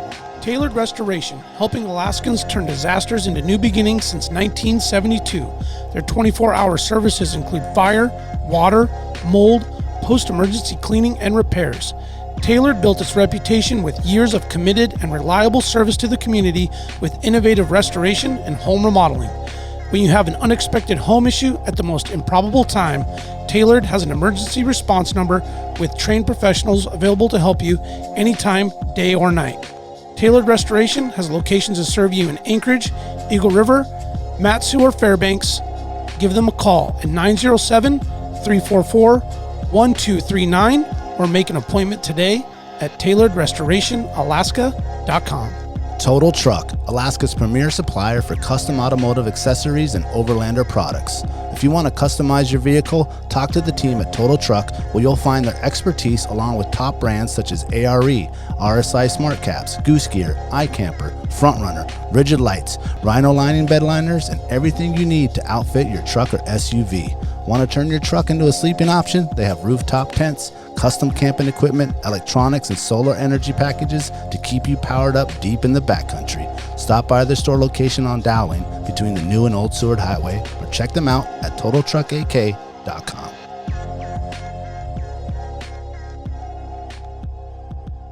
Now, have you guys? I remember the old original sleds. My uncle has a couple in Petersville, and he got them from somebody in Fairbanks. The freight sled? The freight sleds. Like Siglin? Like, I there's mean, 2 they're famous like, guys that built them first. They're old school ones, man. Like they don't look like quite like those anymore. They're, I don't know, they're all sun faded. They're like pink now, you know, because they're like sitting out in the sun or whatever. Yeah. They do have UV protection in them for what it's worth, but it won't last forever. Okay. Is that something? I mean, has there been any, like, a lot of redesigning or beefing up, or? There's been change. So there's not much to these sleds. Like it's called. They're made from something called virgin UHMW, which is just a material, first cut material that's just basically won't break. And then from there, you're just trying to tweak out the design. So most of the design changes over the years have been different form factors, different sizes, higher walls, front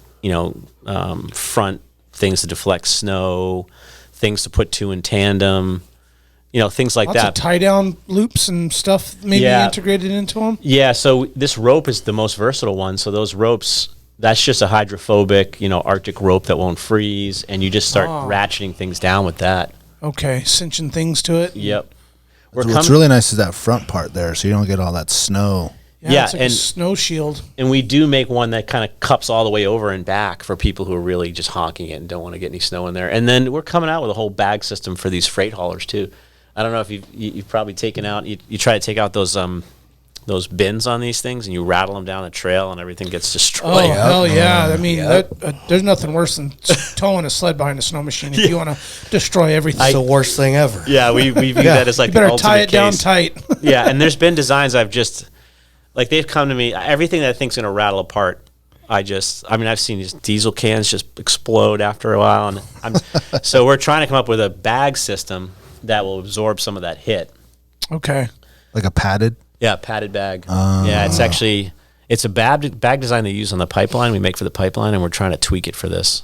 Got it. It uses a special cold crack, like insulated material that we're going to try to make it for this. A little shock absorption. Yeah, and it's just flexible. It's a material they use on the slope basically at minus 50 that won't crack and won't break, and it's abrasive resistant. And we think we can make a bag out of it and put it in this thing. It'll work. And also, it has it kind of holds itself in the sled because UHMW, everything slips around in there too. So it'll have maybe a little grip to it. Yeah. We're trying. Material. Yeah, that product's not done yet, but didn't make it for the last 2 seasons. But yeah, this is a great business. Yeah, all the cabins and you see them all over the place. Totally. Ice fishing and things like that.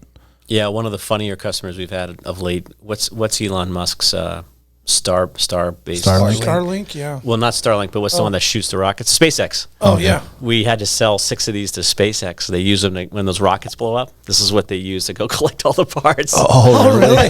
Because they're in like some kind of refuge, and they need a sled to tow around and pick up parts. Oh, so it doesn't damage the terrain around it. Yeah. So they came. That's one of our funnier customers. Oh, wow. What are you using these for? Oh, okay. Yeah, that was a pretty funny one. Of course, they spent to have them expedited to them. Oh, yeah, I bet. You need them right now. Yep. Yeah. Beautiful product. So the latest thing that I saw, you guys, obviously the bush wheels is another Alaskan, just awesome thing. But that's a good story. They were invented here. The company was moved to Oregon, and then we moved it back. That's Nice. another one of those stories. Yeah. And then now you're doing the Bringing shocks. it back home. And now we do the shocks. Yep. Are those out on the market yet, or that you're still? Yep, they're out now. So Okay. they just went out a couple weeks ago. Okay, I thought I saw a little video of you guys showing them how they work and all that Yeah, stuff. we're really proud of that. That's a 5-year project. Wow. Yeah.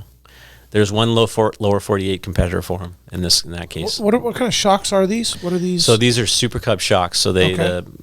they are go on the landing gear of a Super Cub Okay. with bush wheels on it, and then they're basically a Baja buggy shock modified for aviation. So they're a game changer. You can see from the videos they're orders of magnitude better than anything that's out there right now.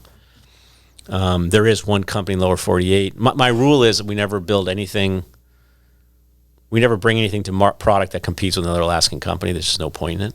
But in this case, there's a company that did iterate and do some really good work on this product in the lower 48, and I'm just like, well, we need an Alaskan version of it because it's going to be the best. Mm-hmm. So we hit it, and they're phenomenal. They're just, I don't know if you don't have them up yet, but or if I don't know how you guys play this all out, but the Tie Shock Super Cup suspension right there, right below there. That's it. That's what I was looking for.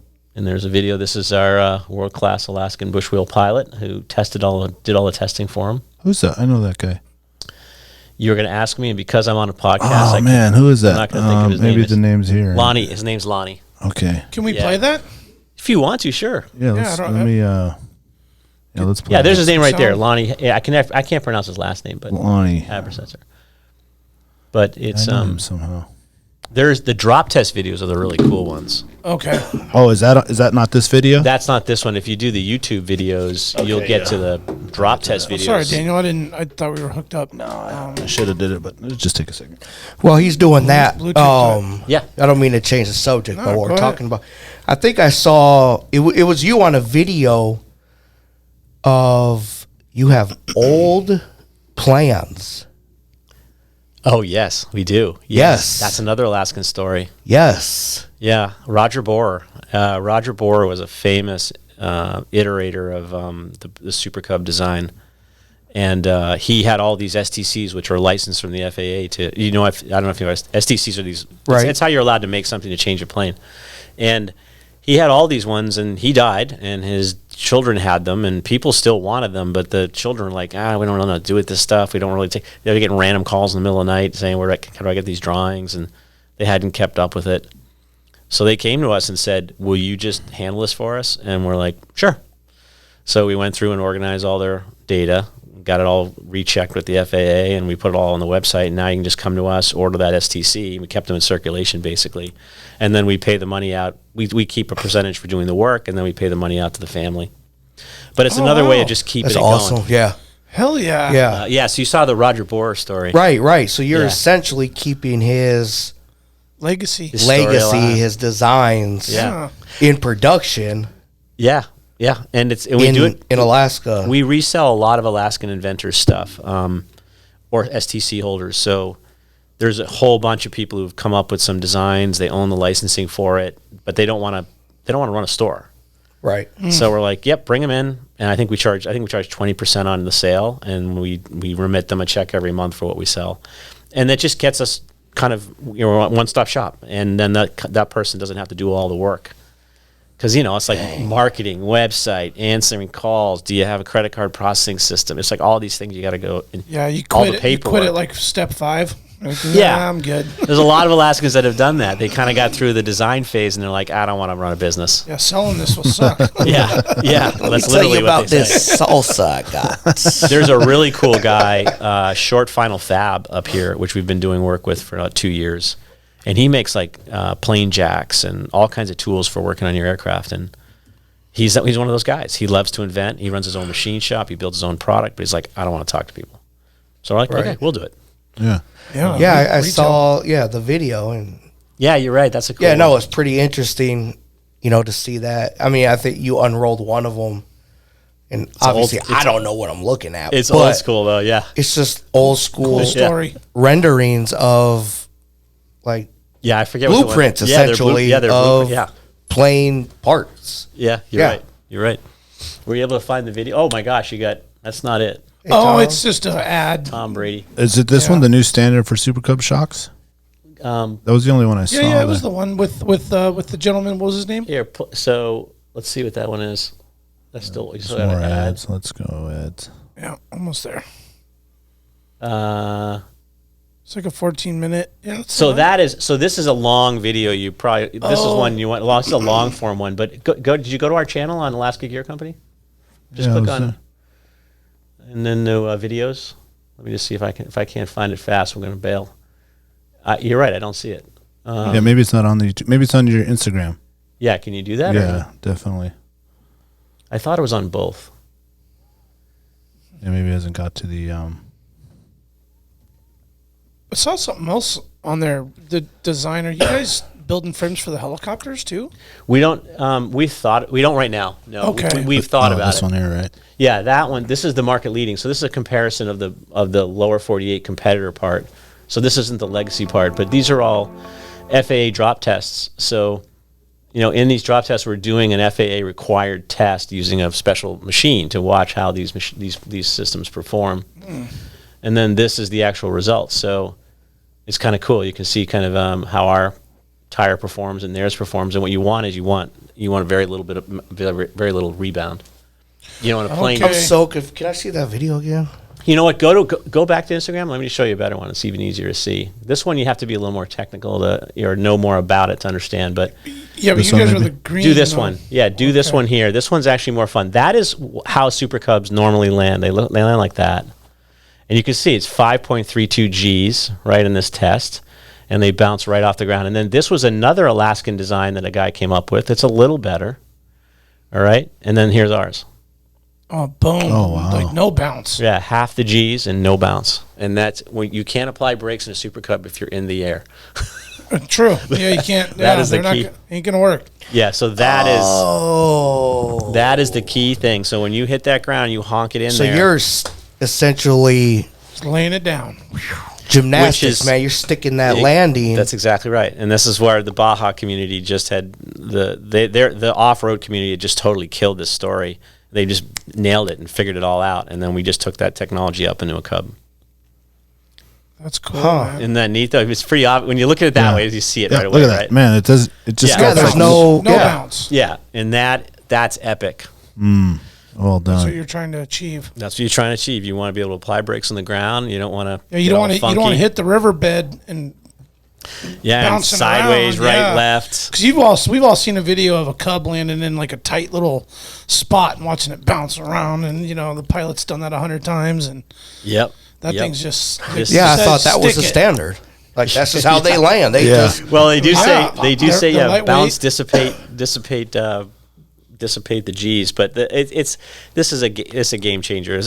We've worked on a lot of things now with Cubs, but between pistol flaps, Alaskan bush wheels, and this, I mean, those things are all step function changes that are pretty big for the Cub. Huh. That's interesting. Yeah. And that one, I understand mechanics and how shocks work, and you're saying that one shock just absorbs all. The plane's not feeling any It's not dissipating that energy that's created when it comes down. That shock is... It's dissipating it out, not into the plane. So, matter of fact, it's half the G's. So it's half the G's effect on the airframe itself. But it's a whole bunch of things. Like, if you're in a Cub, that it's a 2,000-pound aircraft max gross weight. So you can use that to sort of manage what the shock should be. And you also know that the way Cubs land is most of the time shocks aren't doing anything at all. They're just kind of sitting there in the air, and then when you go to land, that's when the business starts. So those are two critical design criteria that allow you to narrow in on the case that you're trying to solve. And a car shock has to just sort of, it gets hit, going to my house, it probably oscillates 3,500 times or something, and it's the other way, right? Right. So this is an extension. So you kind of use these cases and you apply the same engineering to the new case, and it kind of starts to solve itself. God, that's interesting. There's a lot of really cool tech in this. Yeah. And there's a whole bunch of videos. You can totally geek out on this because we've published a lot on it. Man, everyone's going to want to upgrade now. I know. Up until now, I didn't even know a Super Cub had shocks. You thought they just bounced on those wheels? I just thought maybe there was like a spring or something. like a leaf spring or something maybe kind of set up, and that would be bouncier. Yeah, like a upper and lower A-arm with bushings. I mean, just something. Yeah. The original ones had a rubber band, a big rubber band, and that was they called bungees, and the bungees were the original Cub design. And those things are kind of crazy. And then you get into a guy who invented something called AOSS, or Alpha Omega Shock System, which is a set of kind of like discs that flex. And they built one like that. And then this is just ridiculously better. I didn't know either. Thought that's why they had those monster tires. We're learning here. And it makes them look cool. I mean, they got that dope shock under there looking like a super truck and shit. We spent a lot of marketing dollars on designing that too. Yeah, making it look like those bunny boots, man. Make them look good. I bet that makes a big difference in that, what's that air competition they have? The landing? Yeah. Oh, yeah, you'll be seeing them in Valdez. Yeah. Valdez Stoll. Yeah, the Stoll, Yeah. Huh. Yeah. They'll be on a couple planes. Everybody's going to be stopping on a dime. And then, in that you get it, in the market, though, you have what's called the certified class, which is planes that are allowed to fly passengers for pay. And then you have experimental, which are just sort of hot rods, basically, for different things. Or you can fly them personally for hunting and stuff. But there's two classes, and you'll see us play a lot in the certified class because we mostly focus on bush pilots that are earning a living on a plane, so we focus mostly on those guys, which means you have to do all the FAA work for those guys. But then that's just increasing the safety factor. I agree. I mean, if you're talking, I think the most dangerous part of flying is taking off and landing. Yep. Right? And if you're increasing the safety part of that, I mean, that's going to sell itself. Yeah, but there's engineering involved. You can't just kind of whip stuff out and True. and try it. Yeah. And throw it up on that fancy press. And I think that's a big thing that goes down here. It is. And it's not to knock the aviation community because there's a lot of great pilots out there, but we also have them cowboys out there we do. That's well said. Very respectful. Throw some Gorilla Tape on that Joker and let's fly, baby. You know what I mean?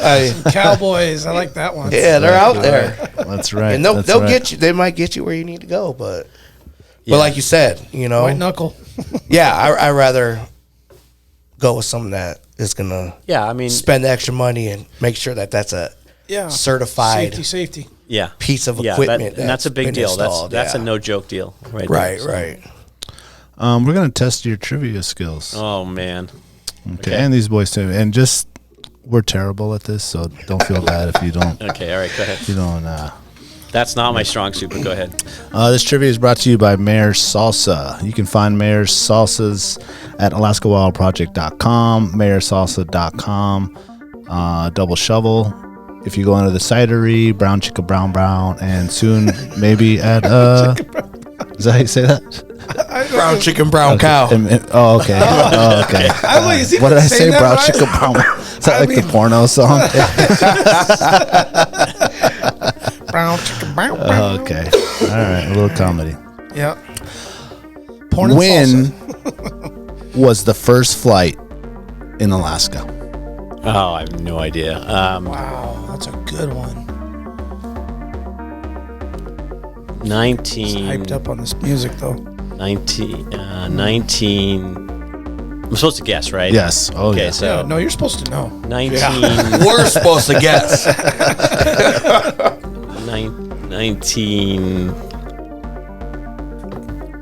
1931. Okay. Okay, I gotta be around that area. Let me go with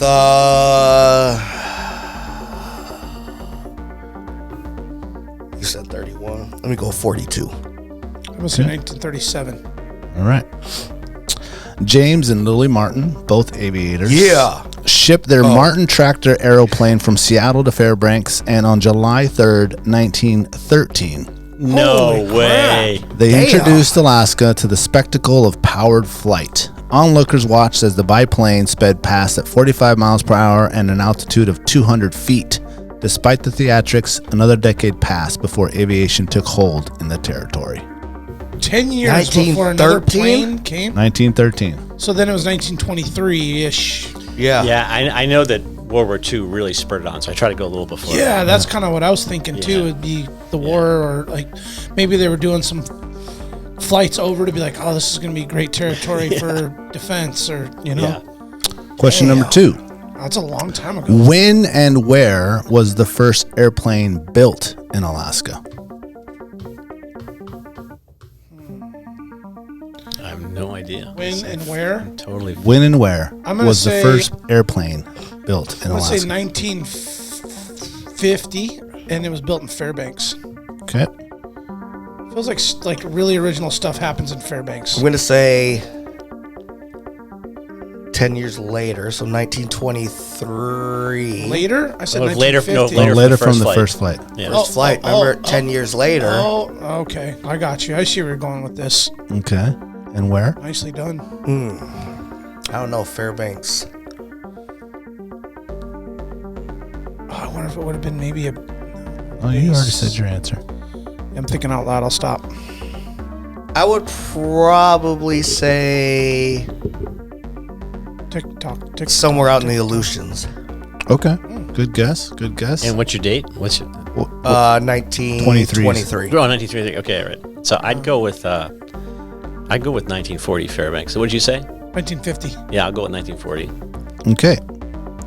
In 1911, Nome resident Henry Peterson built the first No way. airplane in Alaska, though it failed to take off. Okay, I don't know if that counts. Hey, I didn't say it flew. I said built. You can build lots of airplanes that don't fly. Okay, I don't know. That's kind of a trick question. I'm sure the military had its stint with a lot of those. Like, hey, this is a cool looking plane. It didn't really fly, but Damn it, Henry. Spent all this money. It doesn't even go. You're right, though. We do suck at this. Yeah. No, we all do. dude, Everyone yeah, that comes in here, there's no one that's good at this. Yeah. I mean, once in a while we fall ass backwards into good responses. I keep but, hoping for that. yeah. Okay, so this one, maybe someone will know. Final question. How did Fairbanks get its name? That's a good one too. You got a store there, don't you? I do. And this is going to be really embarrassing when it comes out now. And you bought your stores from some old codgers that probably lived there in the 1930 somethings. Probably. God, if I could phone a friend right Fairbanks. Well, Fairbanks was like originally a like like train or no like Railroad train railroad destination there from yeah Valdez. like Yep. it's trucker thing. Fairbanks. Damn, man, I'm drawing a blank on it. I'm just going to say it's named after a person named Fairbanks. Oh, okay, that's fair. Very good guess. That's fair. Very good guess. now. I have no idea. We're gonna need some kind of. If I had to take a guess, it's somebody that found some gold up in that area. Okay. Some fair Some Fair. fair banking gold. banks. Yeah. Then we're gonna like wrap it around into the railroad somehow. So what do we got? Okay. Did you say your? I Did just you said guess something to do your? with the Something to do with railroad. railroad. Okay, you did. Okay. Fairbanks got his name by a Mr. Barnett strong in personality, convinced early settlers to name Fairbanks in honor of Charles W. Fairbanks, an Indiana senator. Charles Fairbanks later became the vice president of the United States under Theodore Roosevelt. And found gold. Got there On the by banks. train. And then had a on a train. Exactly. And then the railroad transported the gold. Sean, you nailed it. Yeah, You're good. You're the winner. Wow. You're the winner. What do I get? So, vice president from Indiana. You get a jar of salsa. Became a senator. There it is. Wow. A vice president. VP.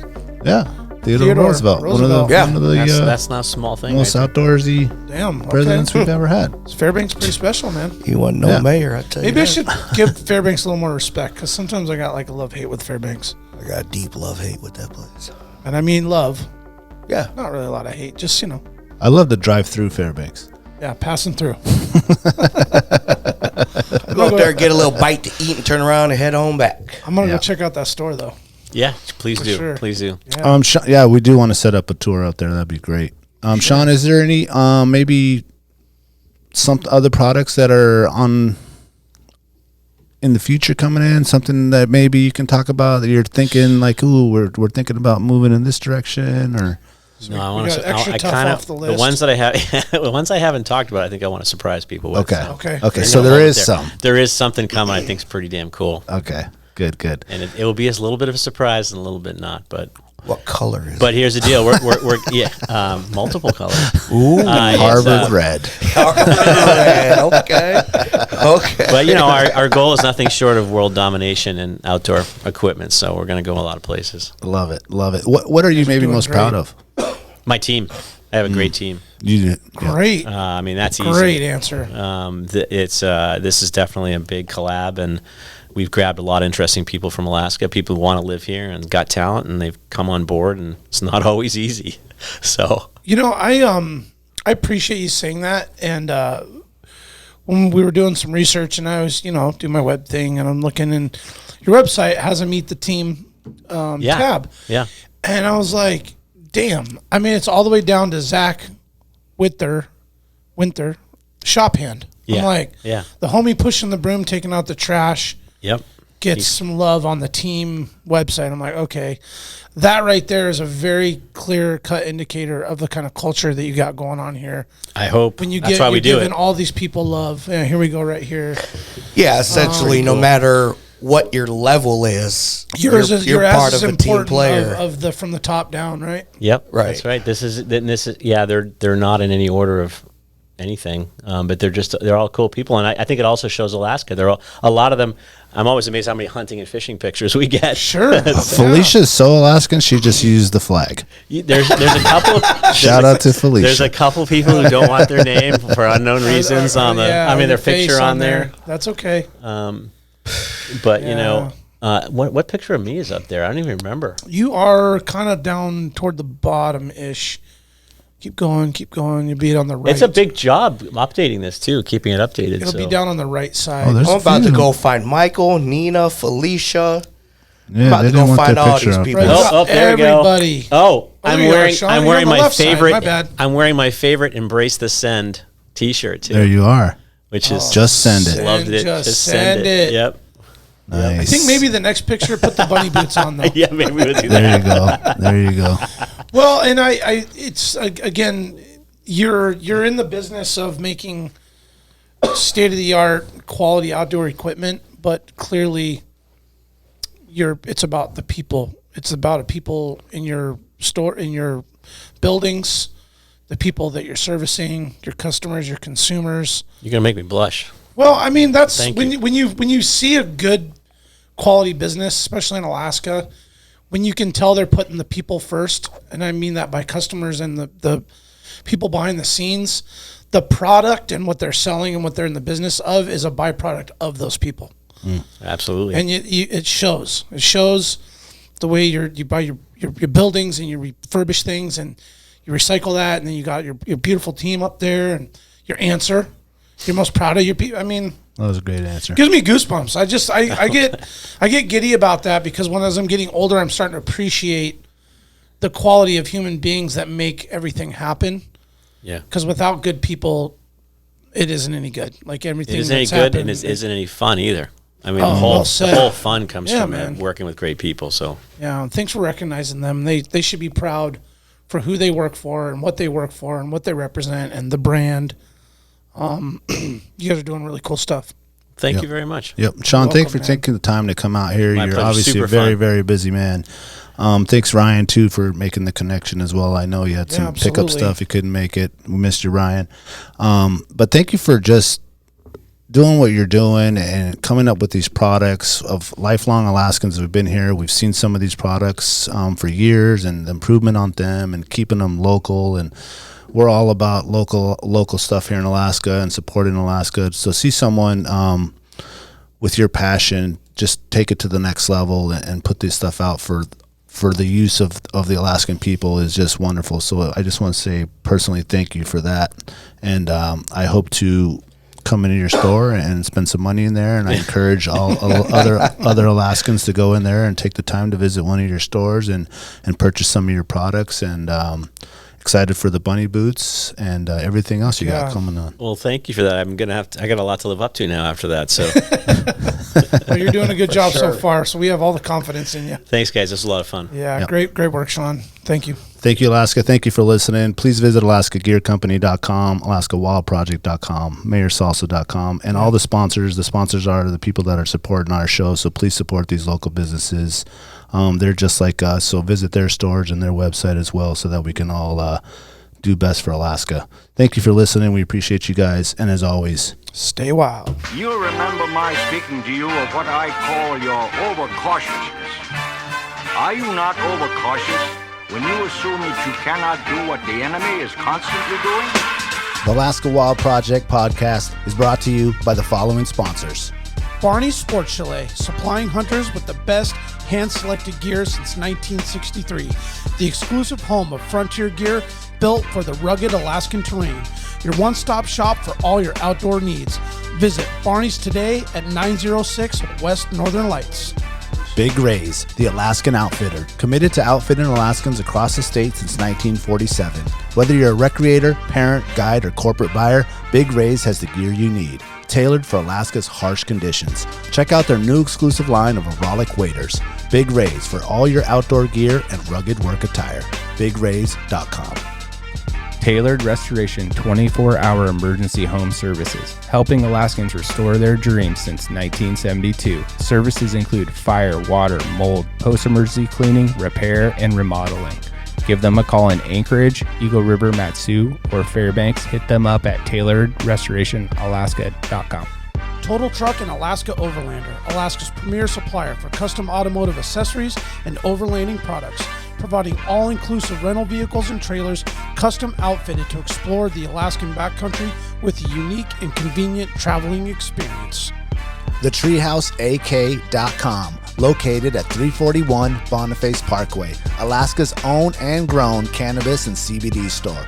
Ask the bud tender what the strain of the day is to get your 10% off. The Treehouse, where the culture lives.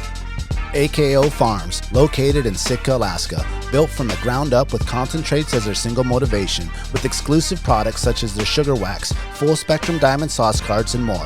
Ask your local bud tender about AKO. Marijuana has intoxicating effects and may be habit-forming and addictive. Marijuana impairs concentration, coordination, and judgment. Do not operate a vehicle or machinery under the influence. There are health risks associated with consumption of marijuana. For the use of only by adults 21 and over. Keep out of the reach of children, and marijuana should not be used by women who are pregnant or breastfeeding.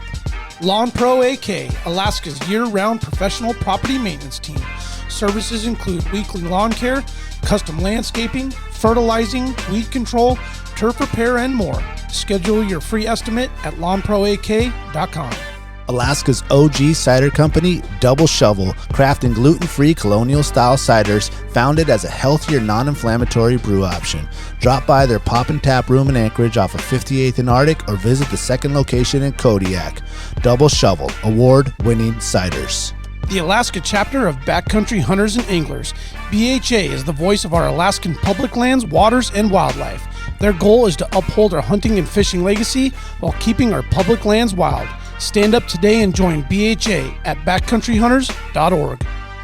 Alaska Mining and Diving Supply, located in Anchorage, is our go-to for powder sleds and utility rigs. Whether you're in the mountains with the flat bill bros, running trap lines, or hauling freight, they have the selection to get you dialed from peaks to the valleys. Find them on Commercial Drive or akmining.com. At least his equal in prowess and act upon the claim. I say try.